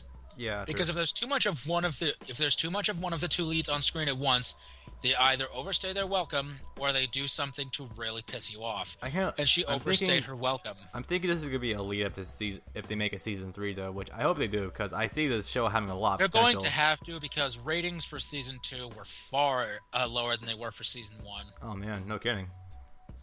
So that either means they're not going to get another sequel, or if they do, they're going to have to fix the problems. Yep. That, or people can just jump into the light novels they're based off of, which I don't think people are going to do. Nah. Which actually reminds me, it's kind of funny. Season 1 is, I think, one of, if not the very last anime I actually watched while it was airing. Yeah. I watched Season 1 while it was airing in 2011. Damn, really? Yep. Yeah. And that was a lot of fun back in the day. So if I had to put a rating towards Haganai as a whole, buy Season 1. Season 1 is excellent. Buy that on Blu-ray. Buy that one definitely. It's 9 out of 10. It's excellent. It's got all the fan service done somewhat well, or for the most part well, a lot better than Season 2. The writing is great. Everything is a lot funnier. The jokes are a lot better. Animation is better, etc. Season 1, excellent. Season 2, 5 out of 10. Stream it. Stream it and stream it only. For me, Season 1, 9 out of 10. It broke a lot of ground with me for how a comedy-based anime should be. And none of the jokes really came off as like extensively painful like a lot of other shows seem to do, where one character just on screen for way too long, just be reading the same jokes over and over again. I was like, oh dude, stop this. So Season 1, because it was so like innovative for me personally, 9 out of 10, definitely. Season 2, 8, 7.8 out of 10. It still has that same flow, but I don't think it was as centrified as it was in the first season. It lost some of its edge, but it still holds pretty well. Also, they added in extra characters at the end that don't do anything at all. Yeah, they kind of did. Although if they make like a season 3, they might. If is the key word. If they're gonna go on the schedule they've been, it's not gonna happen until 2014 or 15. Ouch. In 2015, because one every 2 years. Nah, it's pretty bad. Yeah. Because this aired this spring season. All right. So you want me? The next. You want to go? Yeah, I'll get one. Should I go another one? Oh, this is kind of the one that you and I both watched, and I was practically dying because of how cool it was. Madoka Magica. Yes. Oh my god. I knew this was coming. When did you first watch this? Was this last year for you? Yeah. Hold on a sec. I watched this last year. Just last year. Yeah, I watched this year. I watched it on release according to the dubs. Because what Bandai did originally is they released them in singles with 4 episodes at a time. One in January, one in April, and then one in June. Yeah. So I watched them at that rate. All right. Well, my impression of the show is how they had it so the magical girls eventually turn into monsters. At some point, it's pretty much inevitable. They kind of... I already saw that play before in Claymore, and I think it was played up a lot better there. But I still think it was pretty good for what it was doing. And it wasn't until like episode 3 or 4 with how should I describe this? With Mammy losing a few pounds upstairs. It wasn't until that point where it hits home. This is a very serious anime. This is gonna get very dark. Yeah, this is another one of those ones where I say, don't test the waters. It's gonna bore you for the first 2 episodes, but give it till episode 3, then you'll be hooked. Yeah. Even then, I have friends who always say I'm gonna need to watch this show with a box of tissues and a tub of ice cream. I was watching this with you the entire time. I wasn't really holding back any emotions except for that one point. That slight stab of pain because I actually liked Mamie. Not because of character-wise or anything, just because she was actually cool to look at. You know what I'm talking about. Once that happened... Mammies. Yeah, Mammies. But it was also that shock value, like, holy crap, this show is actually going to be really dark and really interesting. Well... Hey, this show's actually doing something. Yeah, basically. Even then, I didn't really feel any instances where I was gonna like start bawling on the spot. I was like, okay, this is dark. Let's see where this goes. Because we're not like John or Phil, who We're let not everything take the better of them. We're not pussies, basically. I sat through the entirety of Clan Ad. I only cried my eyes out once. I can be honest. There have been maybe 2 or 3, maybe 4 times in my entire life where an anime has actually made me cry. And I can list them if you want, but Madoka was not one of them. Everyone said it was, but it didn't do that for me. Here, I know. It's because... Mostly because while I really like the show, the characters that do get the axe are the ones I really have little to no attachment towards, or just completely, well, outright hate. Yeah. And I've said this, I've gone on record as saying this before, but I'll say it again. I hate Mami, and I hate Sayaka. I hate them to no end. It's all about that redhead character. No, it's not even about Kyoko, though, although, yes, she is the best character. She really is, yeah. To put it simply, every character is an idiot in one way or another. These two are just the biggest idiots. Yeah, pretty much. And to describe all of that would require a separate hour-long podcast for another time. Oh, man. Which I don't think we're ever going to do, but that's the amount of time it would take to really get into the intricacies of why every character in one shape or another is either likable or hateable. If we ever need something to really pad the time, yeah, we can do that. And Yeah, also list the reasons why we has- hate Sora Online. This show has 13 characters. 5 of them are really, really, really hateable. The show has 13 other characters? Yeah. Huh. I didn't know this. There's the 5 main girls, the teacher, the mom, the dad, the brother. I didn't know they were characters. If they have names, they are characters. Okay, I didn't know they had names. I thought they were just like, insert template here. Okay, sure. Insert text here. Sure. You'd be surprised. The fan theories are insane. Oh, no. Before But the that's revelation- forbidden love. That character, too. Now, the fan theories went absolutely insane. People were thinking back in 2011 when it was airing that before the Revelation episode 10, that Homura would eventually grow up to be fucking Madoka's mom. Wow. Yeah, fan theories got a little crazy with the release of a show. But yeah, other than that, my impressions of the show were it's the art style made me feel like I was legitimately tripping balls at that time. I think I looked over to you just to like cement myself back in reality. I was like, you feeling anything different right now, man? No? Okay, good. When's the acid hit? Oh, there we go. When you see Mammy get your head ripped off by a giant chocolate man. Oops. You know, I love showing this show to other people just to see their reactions from shit. Yeah. And I remember this specifically because when we were watching this on Tumblr, I was live blogging every one of your comments, and I think I still have that post somewhere. It's absolutely hilarious. So what are we Because gonna do the funniest this thing in the world, hold on, stop. Okay. The funniest thing in the world happens. Bob has never seen the show before. He doesn't know anything about it. He just knows that they're magical girls, and that it's really dark, and that a girl has tits, and she gets eaten. Going into the series, that's all he knows. He guesses the incredible plot twist at the end of episode 11/12 on episode 9. He guesses what's going to happen in the end 3 episodes before it happens. And I am just, how the fuck did you do that? How? I can tell you what was going through my mind when I guessed that. No, but it's like, and it's funny because when I put that on the internet, that post out, including that comment too, people just about exploded. Really, because they didn't believe it. Like, bullshit. There's no way he could have guessed that. Something like that. Well, it was just that one piece of the puzzle that was missing. Like, her wish. That was like the big one that just kind of gave it away for me. I was like, she doesn't make a wish yet in any of those other things, so she's probably going to do this. That was just my natural train of thought, really. You know, the funny thing is, they actually finally revealed her original wish in the first timeline when she was already a magical girl. How in trivial. Post-production. How trivial was it? She wished a cat that got hit by a car to come back to life. Called it. Hell yeah. Hella trivial. Yeah, and it's funny because they never explain this, but in the opening, there is one scene where she's sitting in front of the lake that they go to a couple times, and she's holding onto a fucking cat. Huh. And she does not actually own a cat in her house, so... Fascinating. Naturally. Yeah. But best character, bar none, no one stacks up to her. Kyoko. Best. She knows how to get shit done. Everyone else go home. You know what the funniest thing in the world is? One of her first scenes when Sayaka is being stupid and it's like, how can I get Kyosuke to love me?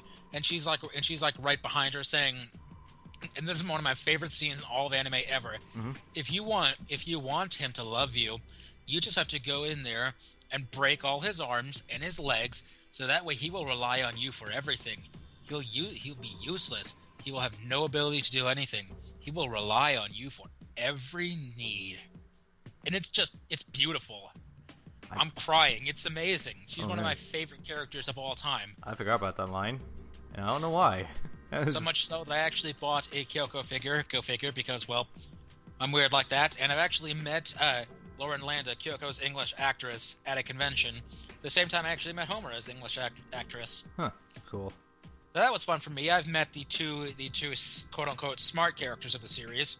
Nice. And by the way, I'm going to mention this up front. People are really picky on this. Give it 3 episodes, up to episode 3 or 4. The dub is excellent. It's pretty much on par with the sub, if not a little better. It really is. I find this dub to be really good. It really is. It's one of Bandai, because it was Bandai's last work. Yeah. It was their best work. Like, and there have been people, official anime reviewers that get paid for what they do by like Anime News Network, who have gone on record as saying in episode 10. The flashback to Homura's backstory, that the dub did it better than the sub. Wow, nice. And that was a really emotional episode. Yeah, it kind of was. So that's really saying something when you can do something better than the Japanese and something as infallible as Madoka Magica. Yep. Yeah, I really enjoyed the show, but just give it a couple episodes, and when shit hits the fan, it's going to be really cool. And I want to mention this up front now, because, well, the third one is already coming out, but Madoka Magica has a trilogy of movies that have just been released this year. Wow, this year? Yes, the third one is already out. Fuck. The first 2 are worthless. They are trash. They are literally just recaps of the anime. Each one is 2.5 hours long. So the first 2 movies is a 5-hour version of the anime just put together. And that's actually pretty bad, because the anime itself, being 12 episodes at 20-some-odd minutes per episode, is about 4 hours, or 3.5 to 4 hours.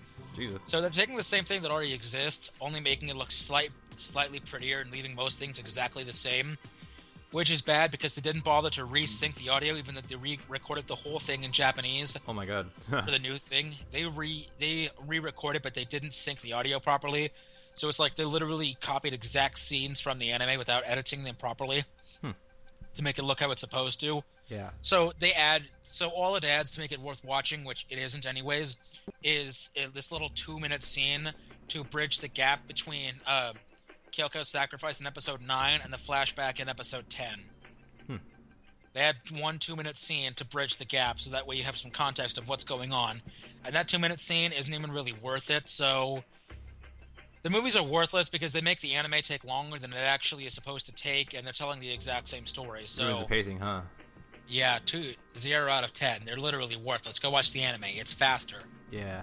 And better because, well, it has a dub that's excellent. Oh, yeah.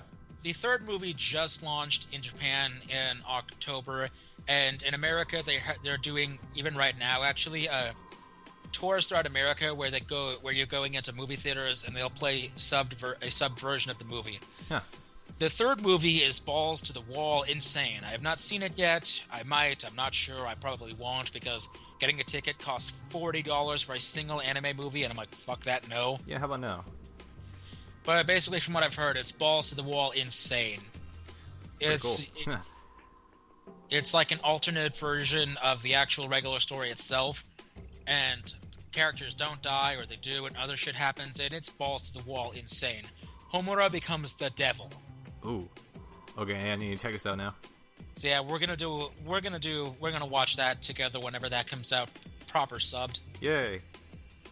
Because with Bandai dead, I don't think that's gonna get a dub anytime soon. Not likely, unless someone else picks up the license. Funimation. That would be nice, but but the license is second-handed by Aniplex in the back, so Ugh. that's not happening for two reasons. One, it's shit expensive, and two, they don't feel like doing that a lot of times. More often than not, Aniplex will actually release something on a sub-only release. Ouch. They had a sub-release DVD Blu-ray combo pack of the first two movies, and it was $200. Yeah, let's not talk about that in this video. So fuck that, no. Okay, so final score 9 out of 10. This is a very good show. 9 out of 10. If you can find it on the cheap, on the very, very cheap, buy the Blu-rays. You will not regret it. Assuming you can get the entire series if you can get the entire series for under $60 to $70, do it immediately. You will love it. I can only imagine what this is gonna look like in high def Blu-ray. It's gonna look fucking cool. The one I showed you was Blu-ray. Hey, point taken. All right, so next show. This is the one that we kind of marathoned in its entirety, and I didn't know what to expect of it going into it. I was expecting, it's probably gonna be its own thing. No, it actually was very, very solid. Sengoku Basara seasons 1 and 2, and the movie and the little OVAs that had alongside that are cute and pretty cool. The chibis, the mini Sengoku Basaras. I have a feeling we can go forever talking about this, so I'm going to summarize it as I'm going to summarize my impressions as best I can. The action is nothing short of stellar. This is one of the prettiest shows I've ever seen, ever in my entire life. This puts some of the best fight scenes in Dragon Ball Z to shame with how good it's animated. I'm not afraid to say that. As Dragon Ball Z is my favorite show ever, I can say that without a second thought. Thank you. The score, I think it gets a little over the top sometimes, but I think that's a point, so for that, I'll applaud it. It is very solid in the score department. The story, I'll admit, as someone who isn't as nearly invested in the games as you are, who'd have thought, the story was a little hard to follow at times with all the names and all the different things that were going on, but I have a feeling if I dropped a little more time into it, yeah, I'd know what the hell's going on. But in season 1 or in season 2? Because season 1 or 2 are two completely different things. More season 1. Season 2, the main threat was character name I forget. Hideyoshi, the guy who can literally pierce the heavens with his fucking fist and break open an ocean. Holy crap! Holy Moses! Holy Moses, indeed. But damn, don't even get me started on the characters. I'll get on that in a minute. But the story itself, it takes a little time to get to remember everyone's names and know what the hell is going on exactly. But once you do, it's all good from there. It just it is not the best written, but it's very good for what it's doing. The characters, holy shit, the characters. Hold on one second.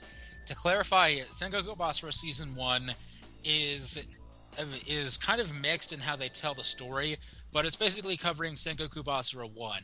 The first game in the series, which came out in 2005. Yeah, and since I mentioned the characters, I'd probably give my impressions on the two main villains, Oda and Hideyoshi. Oda himself. One sec, hold on. All right. Season 2 covers Sengoku Basara 2 and Sengoku Basara 2 Heroes, which is an expansion of the original 2, which the first one came out in 2007, the second one came out in 2008, I think. Go ahead. All right, so the two main villains that are displayed here, Oda and Hideyoshi. Was there a main villain in the third movie? I don't remember. Or the movie. The movie, it's technically... It's kind of just all on Mitsunari. It's Mitsunari, but it's also technically... It's technically also Oda. Because the movie, The Last Party, is a really, really abridged version of Sengoku Basara 3, which is the longest game in the series. So Wow. they tend to skip out on a lot of characters' existence. That's true. But yeah, Oda, I feel like in the first season, he didn't really do anything. It felt like it was more all in his Reaper henchmen. Yeah. Yeah, Oda it felt like maybe... more... Oda himself felt like he had no impact on the story whatsoever outside of he was the big menace. We need to go take him down. Let's do this. But he never really defined himself as a character, I don't think. What do you think on that?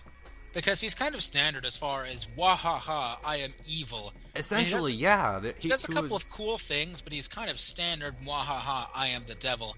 He only has like 2 fight scenes in the whole anime, I think. Yeah. Well, once at the end of the first season, and then again in the movie. Hideyoshi, holy shit. He leaves a very lasting impression. Holy crap. The last thing that would be going through your mind is his fucking fist. He is so good. The way it opens up, like I said, he parts the seas and rips the sky open with a punch. Holy crap, this guy's raw power is nothing to be scoffed at. He doesn't really play the part so well. No, I shouldn't say. He actually does play a very good villain in this. As more like an unstoppable force instead of like the mind games. The mind games more came from his sidekick. Takanaka Hanbei. Yeah, how he abducted Kojiro. But even then, Kojiro was kind of just locked inside of a paper room. This always gets me. You're one of the strongest samurai in the world, and if we go into the actual logic of Sengoku Basara, he may actually be the strongest character in the series, but that's for another time. He's stuck in a room for about 9 episodes with paper screen doors, no guards, or 1 guard who I don't even think has a sword, and a jagged, broken sword that's really sharp and rusty placed right in front of him. Yeah. Now, you sit there for 9 episodes and think about what you've done. Don't you go anywhere. Don't you do anything. Basically, yeah. But what I can give from impressions, I think the second season is a lot better than the first season. But that's not to describe the first season. The first season is still really good for grabbing someone's attention for the series and holding them forward. Because all the characters play each other so well. It's really nice to look at. Although I don't like what I did with Gaara's character in the first season, because he was just kind of like snot-nosed kid with a giant staff. Yeah, Ieyasu. I can play more for how, or emphasizing how cool he is once he gets his gauntlets. Oh, but, yeah. When he grows up, he really grows up. Hell yeah. He is a little bitch of a 14-year-old in Season 1. Oh, yeah. Because they actually do explain that between each season, a significant amount of time passes, and by the time the movie is happening, 4 years have passed since the first season. Yeah. So he's 18, he's hit puberty, his balls have dropped. And his physical strength is probably almost up there with Hideyoshi, I dare say. That's actually pretty funny because in the main story mode of Sengoku Basara 3, it opens up with Ieyasu killing Hideyoshi. I know, impressive, right? Yeah. So he's pretty fucking strong. Oh, and another note, Hideyoshi voiced by Chris Abbott. Woohoo! Who didn't see that coming? But even Chris Abbott's so really good as a giant character voice using the Piccolo thing. Also, Hideyoshi is just great as a character. Yeah, he really is. Motivation. You see and understand his motivation. He actually does shit. He's looming in the foreground, not the background. Yeah. He gets like four or five fight scenes. Unlike Oda, who only gets 1. And as opposed to Oda, he'll be the one there smacking the shit out of you instead of him just chilling back. That's very good. So the difference between them is that Oda will just put his shotgun to your forehead and shoot you. It's effective, but it's not going to work against anyone. It's not terribly interesting, no. No. Hideyoshi, on the other hand, he will grab you by the head and slam you into a wall and run and do a football run through a fucking castle. This is essentially if Broly was an interesting character. Please don't. What a concept, huh? No, really. You can't tell me that some of the moves he did in the last fight against Masamune weren't slightly Broly-esque, except good. Kind of. Also, Hideyoshi is a likable character because he's not just mwahaha and evil. He actually has backstory, too. He has backstory, he has ideals.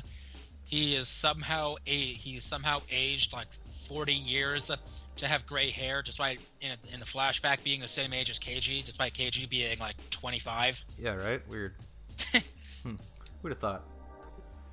But yeah, the movie itself, I don't find too remarkable outside of showing how Mitsunari is kind of a really badass swordsman, although him as a character, I'm like, He's not terribly interesting as a character, and the problem with that is that they never really showed his relationship to Hideyoshi in the movie. They showed one scene, and that was literally him just telling him, "Don't hold back, use all your strength when we go out to conquer." Yeah. That's not enough.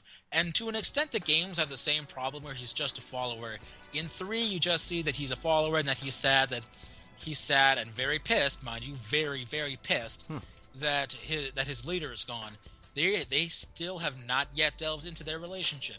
However, next month when it comes out, they're finally going to reveal their relationship in Sengoku Basara 4 when Mitsunari, Hideyoshi, Takanaka, and Ieyasu are all in the same legion, in the same group, all alive at the same time. Rock and roll. So they better get that right. They better do it well. Alright, so my final impressions of the anime. Holy crap, this is one hell of a good show. First season, 8 out of 10. Second season, 9 out of 10. Definitely. The movie I still find a little forgettable, 8 out of 10, except for the final fight scene was pretty cool. With Oda. The fight scenes are good, but they try somewhat to do the plot from the third game, but they just don't do it well, or they don't do enough of it. Yeah. It's more of an action flick. The only season where the story is actually going to matter is in season 2. Yeah. Where characters are actually smart and actually have tactical plans. So yeah, I mentioned earlier how I think Persona 4 is the epitome of video game adaptation anime. Sengoku Basara is like really up there and ranks behind it. It's really close. It does the story really well. It takes all the people that are important and does everything right. It does. It really does the game's justice, but it's still trying to be its own thing and not really following the games to a T. Which I think is a good thing. I think it's good. It's trying to be its own creature and standing apart from the games. Very good stuff. And it does that well because if it did it right, if it did it exactly on point from the games, a lot of things would not make sense. Would you like to know something that's really funny? Kojiro did not debut until Sengoku Basara 2 and was not made playable in Sengoku Basara until Sengoku Basara 2 Heroes. Really? He was not made a playable character until the third game. Huh. Interesting. And he didn't debut until the second game, despite him appearing in the very first episode of the anime. If Masamune was alone all the time in Season 1, he would have been an absolute dumbass, because, well, he is kind of a dumbass. He kind of is, yeah. Would have won no battles and would have had no strategy. He would have just charged directly into battle and gotten his ass kicked. Yeah. Not because he's weak, but because other people actually have strategists, people they can use. Yeah. So if Kojiro wasn't there, he would have been a much smaller part, things like that. Easily. All these things that really change it up. Having the characters be in the right places and events at the right times to make it more coherent to the overall story. Yeah. So I'm out of things to talk about for Sengoku Basara. I think it's really good. Yeah, excellent. Buy it, and buy it now. Buy it Blu-ray. Do not buy DVD. Buy Blu-ray. This is one of the fucking prettiest things you can ever watch in anime. And you can get it on the cheap now because Funimation, back in May, I think, did a re-release where you can buy DVD Blu-ray combo pack of seasons 1 and 2 together for $40, and you can get the movie for like $15, also DVD Blu-ray combo pack. Hell yeah. So for 26 episodes plus a movie plus 2 awesome OVAs, which are absolutely hilarious, by the way, it's worth the money. If you love action, you're going to love this. This is going to be an instant favorite. Yeah. I recommend this. Do it, guys. All right. Give it your money. Okay, so this is another one both you and I are familiar. I'll do one of mine since this is another one we've both covered. All right. Naruto Road to Ninja. Holy fuck! This is the best Naruto movie I've ever seen. Oh. It's up there with me. There's 9 movies thus far, and I only like 3 of them. This is one of them. What are the other 2 you like? The first Shippuden movie because, well, it's just really fun. There's some good action in there. And movie 4, the Tower of something, because Naruto gets to meet. Naruto gets to meet and go on missions with his father, Minato. Yeah, that was pretty cool. but I should probably give impressions of that later on. Anyway, so this movie, oh my god. I know you've said before Naruto himself as a character is pretty dry. I think this movie is what really gives Naruto some grounds to say he is a character, he has emotions, this is what he does. Well, my thing is that he was dry before he met Jiraiya, his parents, all of that. Before he met Jiraiya was when he was absolutely lacking in everything resembling a character. Oh yeah. Once he met Jiraiya and he actually got attached to Jiraiya, then he became his own person. Yeah. Before that, he was really boring. Yeah. And his parents, and we can go on from there, Yeah. but I think that'll be another discussion for another So day. yeah, at that point, but now he has character up to this point, and this really shows off his development, his personality, all the things he's willing to do, and that even though he's developed really far, he still has failings. He's still somewhat human at heart. Yeah. He understands that it's all a fantasy, but he still wants to have the time to be with his parents, to have the loving family he never had. Yeah. He understands that that's failing, and that's being cruel to say, I want to stay here, even though there are more pressing matters to deal with. Oh, yeah. I want to stay here. I want to have a family. It's not even just that, though, that makes me absolutely love this movie for its story. It's so many other things that it does that is really phenomenal with me. Well, I should probably start with the top. First of all, the characters, yeah. Holy crap. This is a genius move to play. Like, easily. Throwing what-if characters into the story and just changing up how their dynamics entirely. Like, Sun and Kiba being into cats instead of dogs. One of the characters got demoted from... I think Ino got turned to a complete... basically Hinata Shy level. girl. Hinata... She got turned into a shy girl. Yeah, Hinata... Became Ino. She became Ino. She became more... she became... probably a murderous bitch, and I fucking love her for it. There are sometimes I can't tell which version of Hinata I love more, but anyway. I think one of my favorite things is seeing Shino bug spray a lamp. Oh yeah. And then everyone's favorite character, Special Sauce, actually being back in the village and being a complete womanizer. I was like... And having no involvement at the story at all. I know. It's Naruto acknowledged he's there, and he was like, I was slightly more receptive to stay here now, afterwards. Sasuke is cheating on Sakura. Whoopee. I would too. So yeah. I think playing up those dynamics, also Sasuke being not an emo bitch, and not showing any signs of stupidity is a very good plus. Shows this is definitely... Also, I laughed really hard when evil Hinata punched him in the stomach. I know. So good. Oh man. And then the end of the movie happens where it's a Ninetales Fox fight versus Ninetales. Holy crap, that was really cool. I've noticed a trend with the movies how whenever they happen, they're kind of playing up an aspect of the manga that's going to be happening at some point. Like Naruto trusting the Ninetales, Naruto creating like crazy Rasengan in one of the movies. I forgot what it was. But that's more applies also to the fillers. Like one of the fillers, Naruto teams up with Gamakuchi to form some retarded jutsu, but that kind of foreshadows Sage jutsu also. I could go on about that, but it's been so long since I actually watched the fillers, I just don't really give a crap anymore. Oh yeah, I guess the Three Tails could be a foreshadowing of Killer Bee, but I think I'm stretching it a little bit. But yeah, like I was saying earlier, this was kind of foreshadowing that, and I think the fight with Menba and Naruto is probably one of the best done fights in the show so far. Exactly. Easily. And it's done, and it is because it's playing off of Minato's fight with Obito in the flashback of whatchamacallit, the Ninetales destroying the village. Yeah. Because they do so many of the same things. It's funny because Naruto at this point has also stolen Minato's Hokage coat, which is also, I think, really funny. I think that was pretty cool, yeah. And you do the thing where it's like, where he does the thing where the Rasengan, where he's supposed to be hitting him, and he's supposed to do the thing where he waves him out of existence, yep. But then his clone disappears, then he hits him from above, just like Minato hit Obito from above with the Rasengan, things like that. It's really nice callbacks. Oh yeah. And it's nice because this same movie was being animated at the same time that those flashbacks were airing on Japanese TV. Wow, really? Yeah, so they really wanted to play that up. That's cool. The soundtrack, it's the usual gig with Naruto soundtracks. Although they introduced probably the coolest theme ever in it. How it kind of... I don't know how to describe it. It's like the wood instruments they usually have in the show, except they like put electric guitar riff to it. It's the same one when Minato slammed Toby with a Rasengan from above him. I think you know what the one I'm talking about? Yeah, that's like easily the best song in the show so far, and that plays up as the theme song of this, basically. And by God, it's still really cool.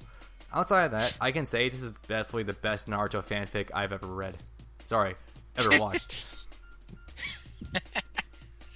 You know what? You know what I think is probably my favorite part of all? What? All the Akatsuki being alive and being fucking mercenaries How the used fuck by did I the forget Leaf. that? Oh my The God. Leaf used them as mercenaries. I know, dude. How the fuck? I feel bad now that I forgot about that. That is also And one my of the favorite coolest part parts. is their fight in the beginning where all of the Reki 9 plus some of the extra people are there fighting all of them at once. And like, how the fuck is someone standing up to pain? Yeah, really. Or Itachi for that matter. Yeah. But goddamn. And it's just hilarious seeing them go and help them afterwards. It's absolutely hilarious. Oh, hell yeah. Oh, look, Isami should have destroyed everyone because he's probably one of the most broken characters in there. Yeah. They didn't show a shark form. No, he didn't. That's mildly disappointing. Oh. But yeah, if you have a chance, watch this if you're into Naruto. Don't really... I recommend avoiding it if you're still, like, new into the series and you're, like, still looking for direction to take yourself. What? If you... Watch it only if you're up to date, basically. I recommend watching this if you've you've watched a good chunk of the anime, or B, you've played Storm 2 and 3. Really. Watch it only if you've seen Up to Pain. Yeah, definitely. Because that's where it kind of takes itself off from, really. That's where it kind of takes off, and that's the point where you absolutely need to know who someone is to understand what's going on. Yeah, definitely. Alright, so final score for me? 10 or 9? I can't decide between 9 or 10. I want to give it a 10, but I have to give it a 9 because it ended. Or no, I have to give it a 9 because it was all Infinite Tsukiyomi, and it wasn't real. Damn it. 9 out of 10. Buy it on Blu-ray. Buy it. Yeah. Absolutely buy it. Absolutely. Okay, so that does it for me with that one. Alright. My turn? You want to go? You do one. I've been neglecting this for the longest time, and I'm technically not even done with it. I'm not even halfway through, actually, but I may as well mention it anyways. The 2012 adaptation, the best one so far, JoJo's Bizarre Adventure. Oh my god. I thought you said you were still in the middle of watching that. I am. That's why I said I'm not finished. Oh, yeah. That's why I'm gonna count about it the same way you went about counting Outlaw Star. Oh yeah, that's right. Duh. Oops. I know how the series is structured too. Hey, while you're talking about this, I'm going to take a quick swing by the bathroom. All right. Aw, that leaves me someone to talk to. And he's already gone. So JoJo's Bizarre Adventure is an anime based on a manga of the same name that has been running since 1983, 84, 85, something like that, in Shonen Jump. It is one of the longest running series that is still in there to date. It is almost at 1,000 chapters. The way the story is told is it's broken up into 8 parts. Each part or each different series in the franchise is based on a different set of characters in a different location in a different time. The first JoJo's Bizarre Adventure 2012, the anime, covers Part 1, Phantom Blood, and Part 2, Battle Tendency. Part 1, Phantom Blood, takes place in England in 1890 or 1880 and follows the story from the beginning of Jonathan Joestar and Dio Brando. In the beginning of the series, Dio Brando's father, Dario Brando, crashed a stagecoach into another one by accident on a mountain, killing Jonathan Joestar's mother and his father, George Joestar's wife. George Joestar is alive. Flash forward to present day, where you see Dio Brando living with his father, his sickly father, in poverty because they're poor, and Dio Brando hates his father for being poor and for being evil and being a dick. Because Dario Brando was trying to actually steal from the stagecoach when he crashed into George Joestar, George doesn't know what's going on. He wakes up as he's doing it, so he thinks that he's rescued him. I'm back. In doing that, George Joestar gave a letter to Dario Brando saying that when you die, your son can come live with us in our mansion, because George Joestar and Jonathan Joestar are rich, very rich. They're some of the richest people in all of England.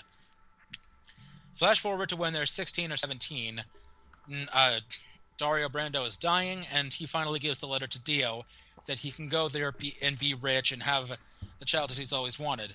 Except because Dio Brando lived the way he did, he kind of hates everyone and everything, and immediately as soon as he gets there, he starts plotting to become George Joestar's favorite, and then kill George Joestar so that way he can inherit the mansion. And Jonathan Joestar starts realizing this, and he doesn't like it. And they fight constantly in your standard Shonen Jump style fights.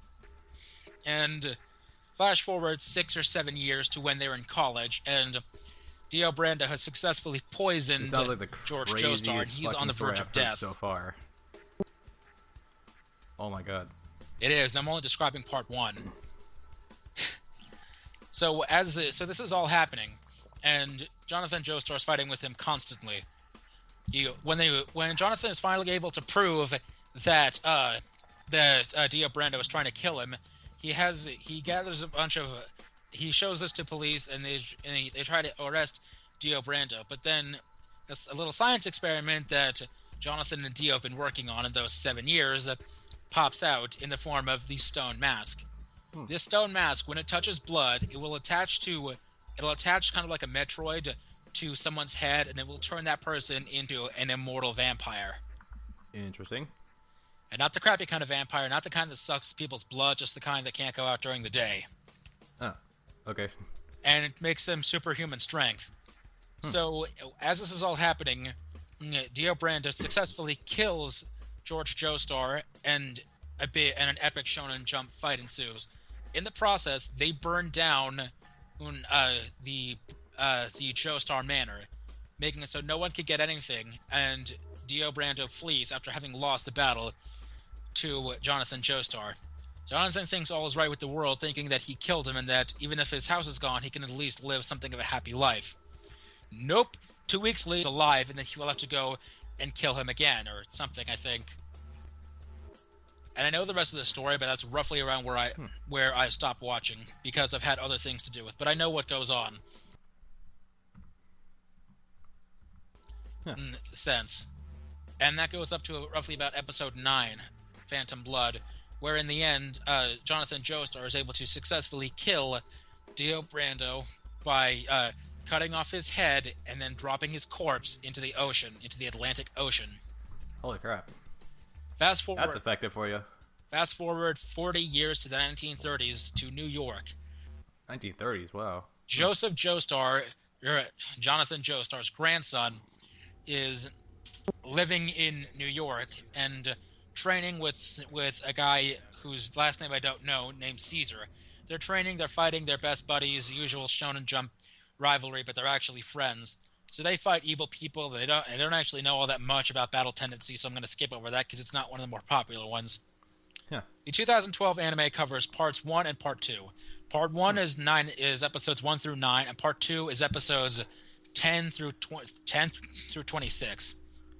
Interesting. Because it was done in 2012, it looks excellent. It looks amazing. Soundtrack is great, but they do some pretty weird shit with the colors. Like when something dramatic is happening, that people's hair will turn purple, the scenery and lighting and mood lighting will turn green, and it's all really weird. Well, I can understand that, considering the art style of JoJo's Bizarre Adventure is very odd to begin with, especially if you play the games. Like the old arcade version, which got released on PS3 and 360 at some point. Yep. You know what sad is that? That's a PS1 game that they re-released for like $20. Fuck you. Yeah, I know. It's a PS1 game. That should be a classic, and that should only be $10 max. Well, they put online mode to it also. Even though I don't think anyone plays it ever. Probably not, no. No. But, so it tells the story of Jonathan Joestar and Dio Brando's rivalry, and how essentially their families are destined to fight each other for all eternity. Wow. I think they go through different areas and different locations and times all the way up until part 6 in 2011. Part 6 goes to 2011 in somewhat modern day. After part 6, they dial it back because part 6 came out in 2010, I think, or in 2006 or 7. They dial it back. Part 7 / part 8 is an alternate universe retelling of parts 1 and 2. Huh. With alternate versions of all of the same important characters from parts 1 through 6. And I'm going to mention part 3, Stardust Crusaders, for a minute because, one, it's the most popular JoJo series of all time. 2, it actually had an anime already of its own in 1993. That was like 13 episodes. That was really bad because it cut out most of the content and was directly fights and just them traveling to Egypt. They cut out most of the other countries that they were at and went to along the way, and most of the characters. So it was okay, but it didn't really get the job done. After the incredible success of the 2012 anime, it was announced in September, or I think October, that next year in spring, the same studio that did 2012 JoJo's is going to reanimate and re-air up to the modern standards JoJo's Bizarre Adventure Part 3 Stardust Crusaders. It looks different, and it's going to be completely amazing. That sounds fun.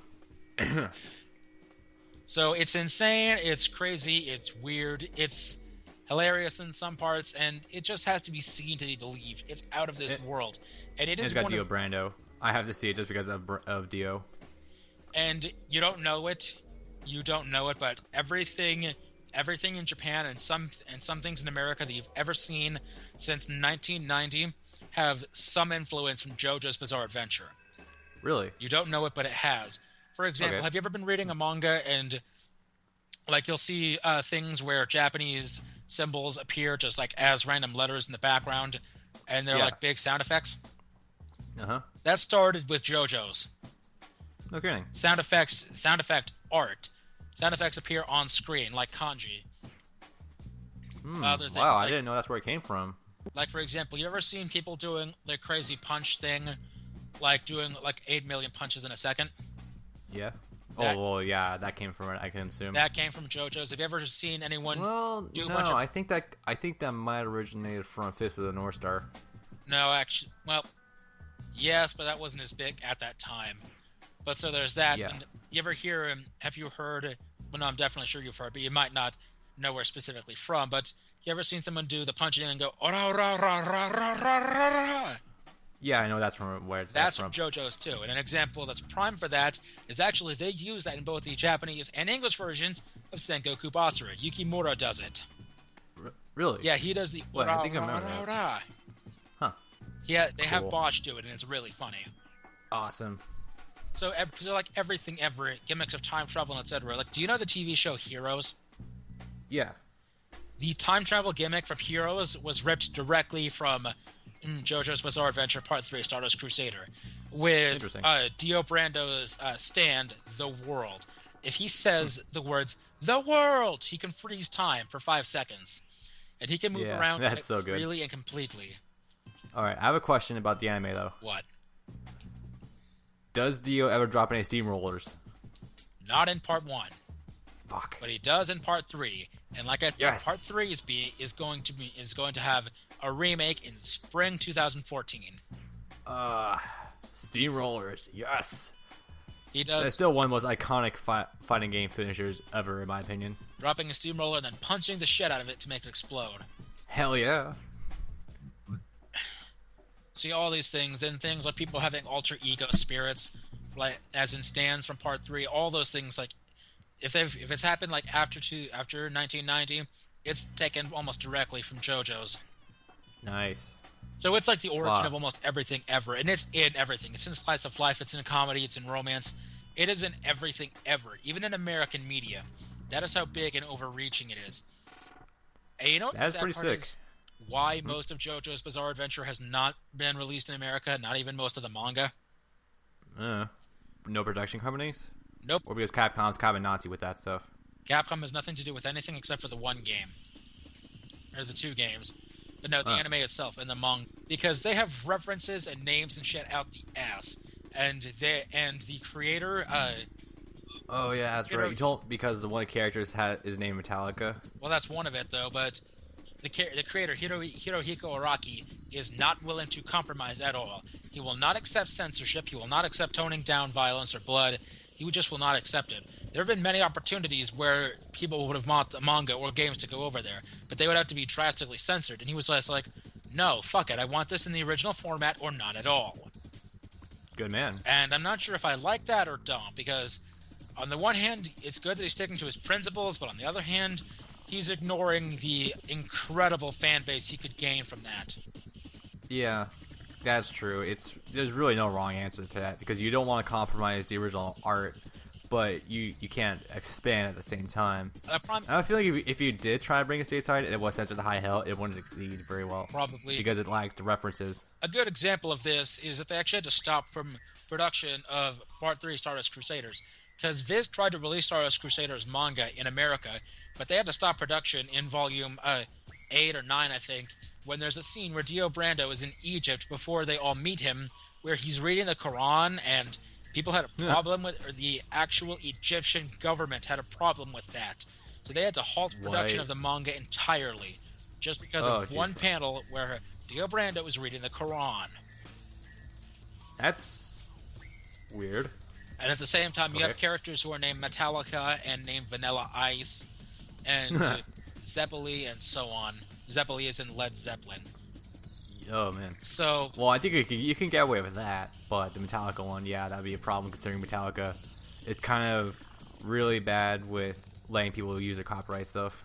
So it's basically my way or the highway for him, and well, he's not willing to let people alter it.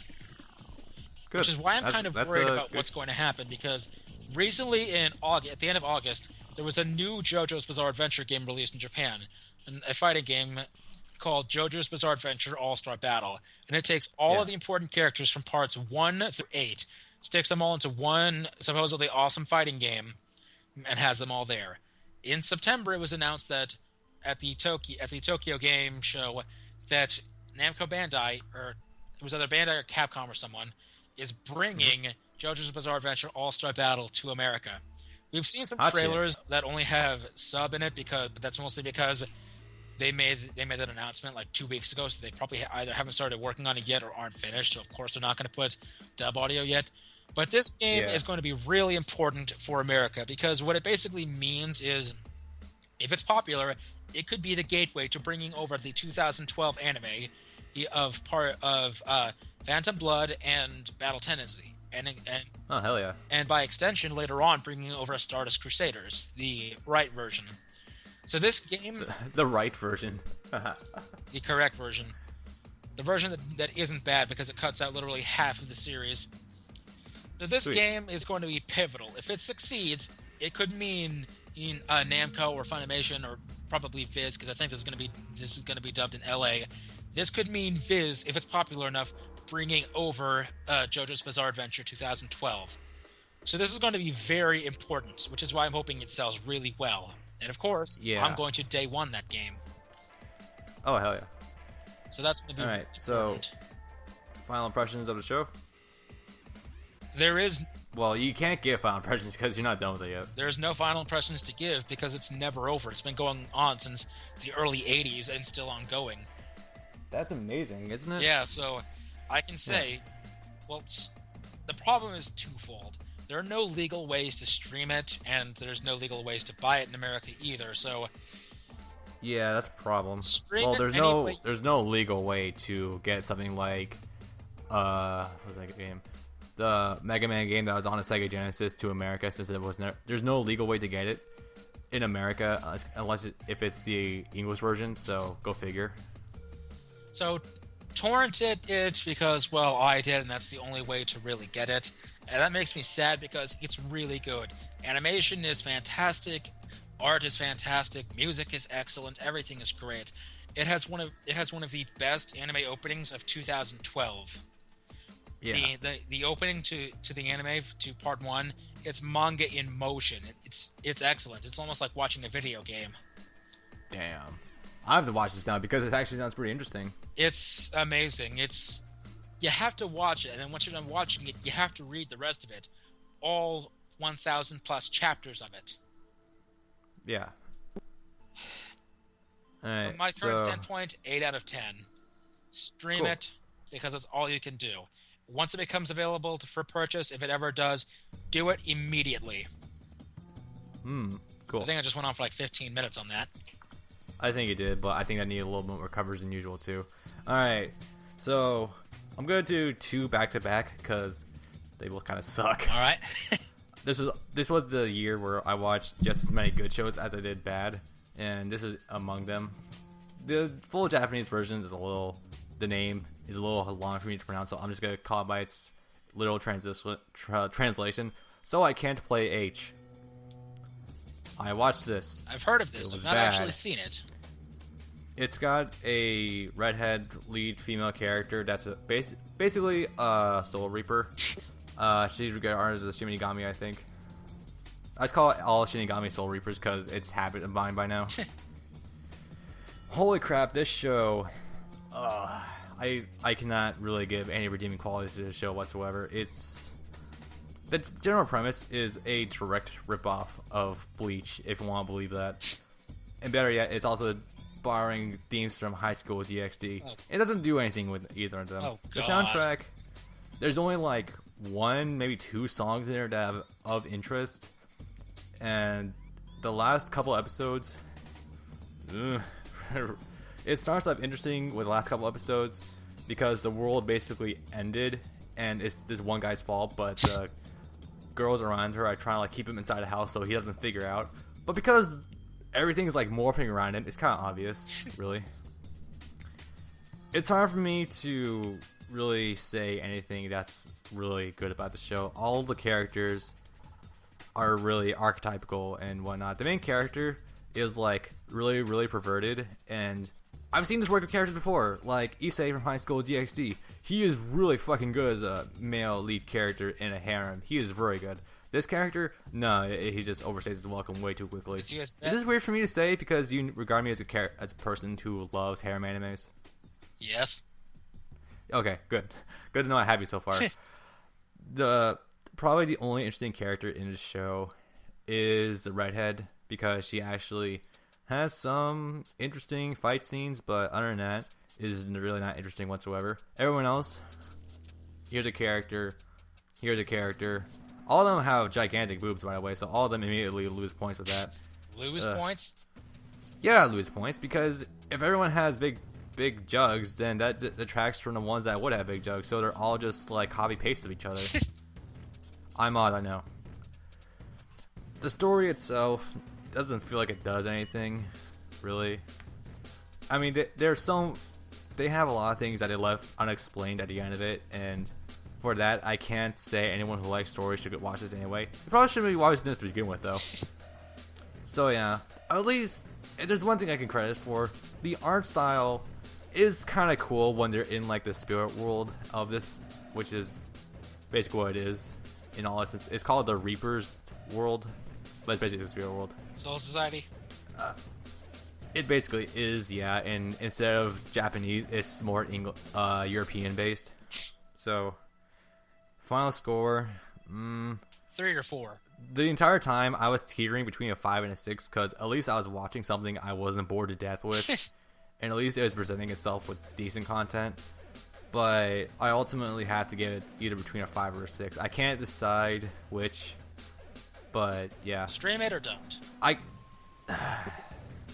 can't recommend streaming it because it doesn't do anything original. It feels like just ripping off Bleach and High School DxD, both of which do what they do amazingly well, far leagues better from what this is.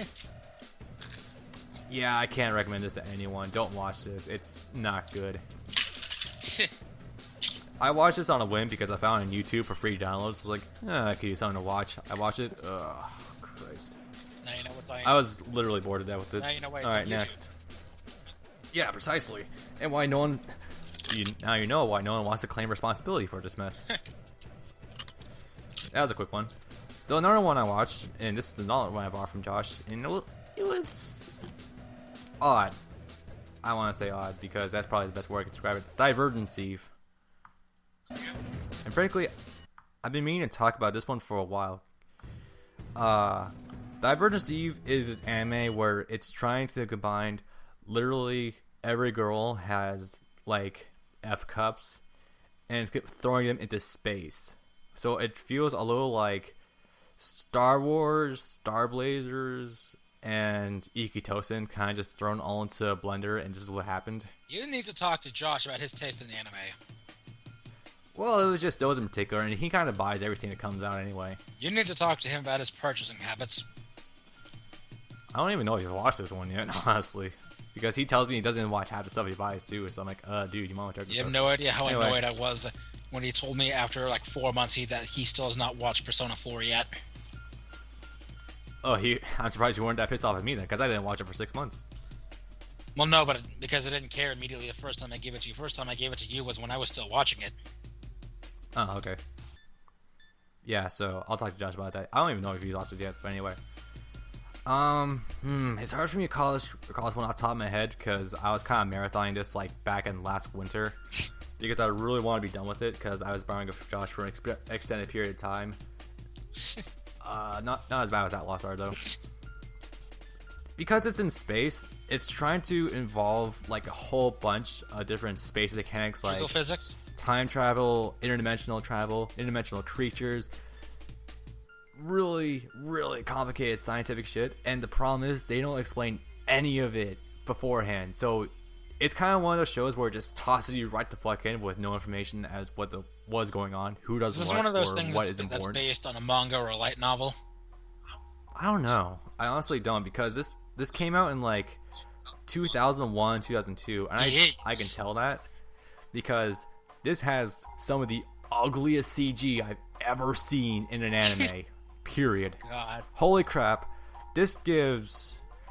Oh man. You know how some of the CG animation in like Toonami intros back in 2000, 2001 were kind of rocky? Yeah. It's that league. Except it's got like rock formations, it's got like Gundams running around. Ew. Oh my god, dude. Watching a fight scene with this style of CG animation is literally like watching two Rock and Soppin robots going at it. There's like, it's watching a Rock and Soppin fight underwater, basically. Outside of that, though, the art style in the actual story itself, or when it's not dirt, ugly CG, it's actually not bad. I think the art style is pretty cool. It's vibrant, it's colorful. Like, the space station they're on does look pretty decent, just a little forgettable with locations. Is Viz or Funimation? Not sure. Look it up. Hold up. Actually, I'm curious myself. Who the hell did this mess? The funny thing is, too, it's got 2 seasons. The first one, The second one, it's just all sorts of confusing. Although I can't help but think the second season was ultimately better because it actually wrapped up the series pretty decently. I know, right? That shows what I think of the show. Loading. And... Come on, internet, give me a result. I swear this is going to happen eventually.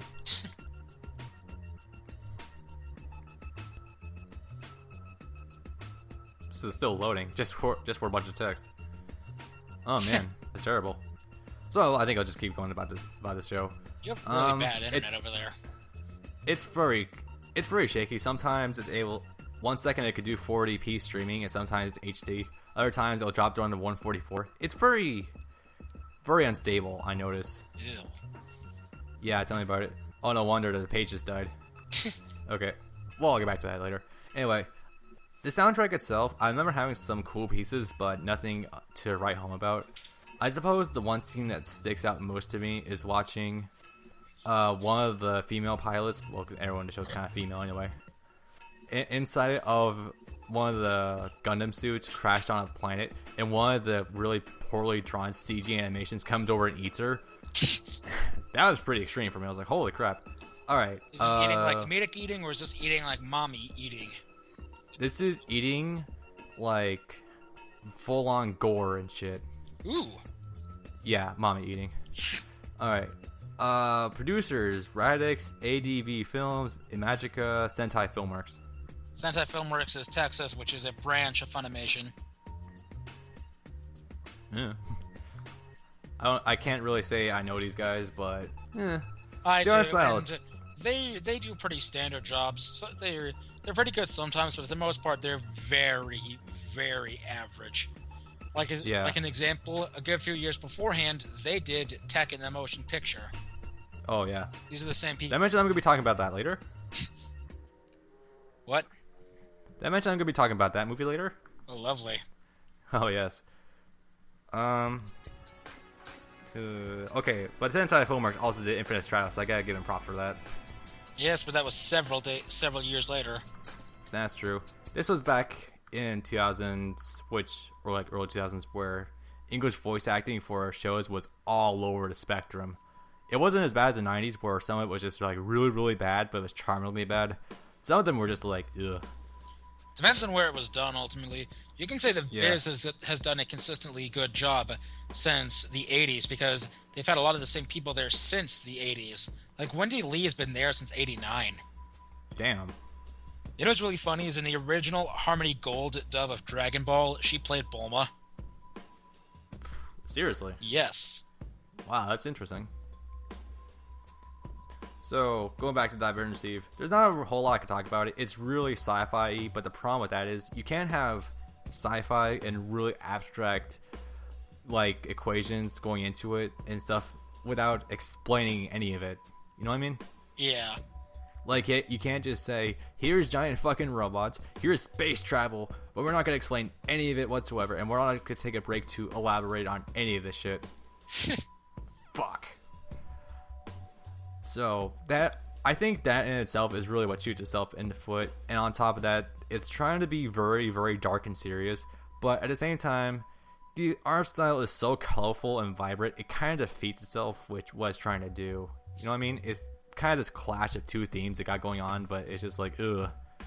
I wouldn't mind if, like, part of the series was, like, upbeat and comedic, and the other part was a dark and serious part. No, these are, like, two styles constantly trying to butt heads as to which one is the superior one. So, I think that ultimately, like, kind of jars it out, but it's still pretty cool. It introduces some cool elements into, like, the whole sci-fi anime spectrum, but it doesn't really hold a handle on its own to really warrant checking out. I would say at least give it a shot. This is so much better than what I can say So I Can't Play H's, because it at least isn't trying to rip anyone. It's not ripping off anything. It's being its own thing. But if you can follow any of this and I couldn't, kudos to you. That's very good. You might find something in this I didn't like, but personally, I'll give the first season 6 out of 10. Second season, which is basically just a continuation of it, 7 out of 10, because it does more stuff that are of interest. Stream it or avoid it. Yeah, stream it. I recommend giving it at least a little bit of a shot, but bear in mind, it's kind of like the culmination of everything that happens and building itself throughout. That is what gives it the value it deserves, but giving it just one episode is not going to do it. I recommend giving a couple episodes. Can you give an exact number of how many? 5 or 6.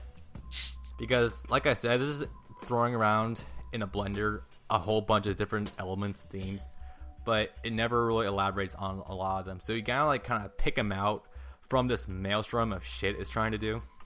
I don't know, man. Asking for 2 hours of people's time on something you're not really sure of seems to be asking a lot. Yeah, true. But I don't know. I just feel like it could be worth if the style was done a lot better and it was a lot more straightforward with its things. Anyway, so those are 2 really bad shows I want to cover.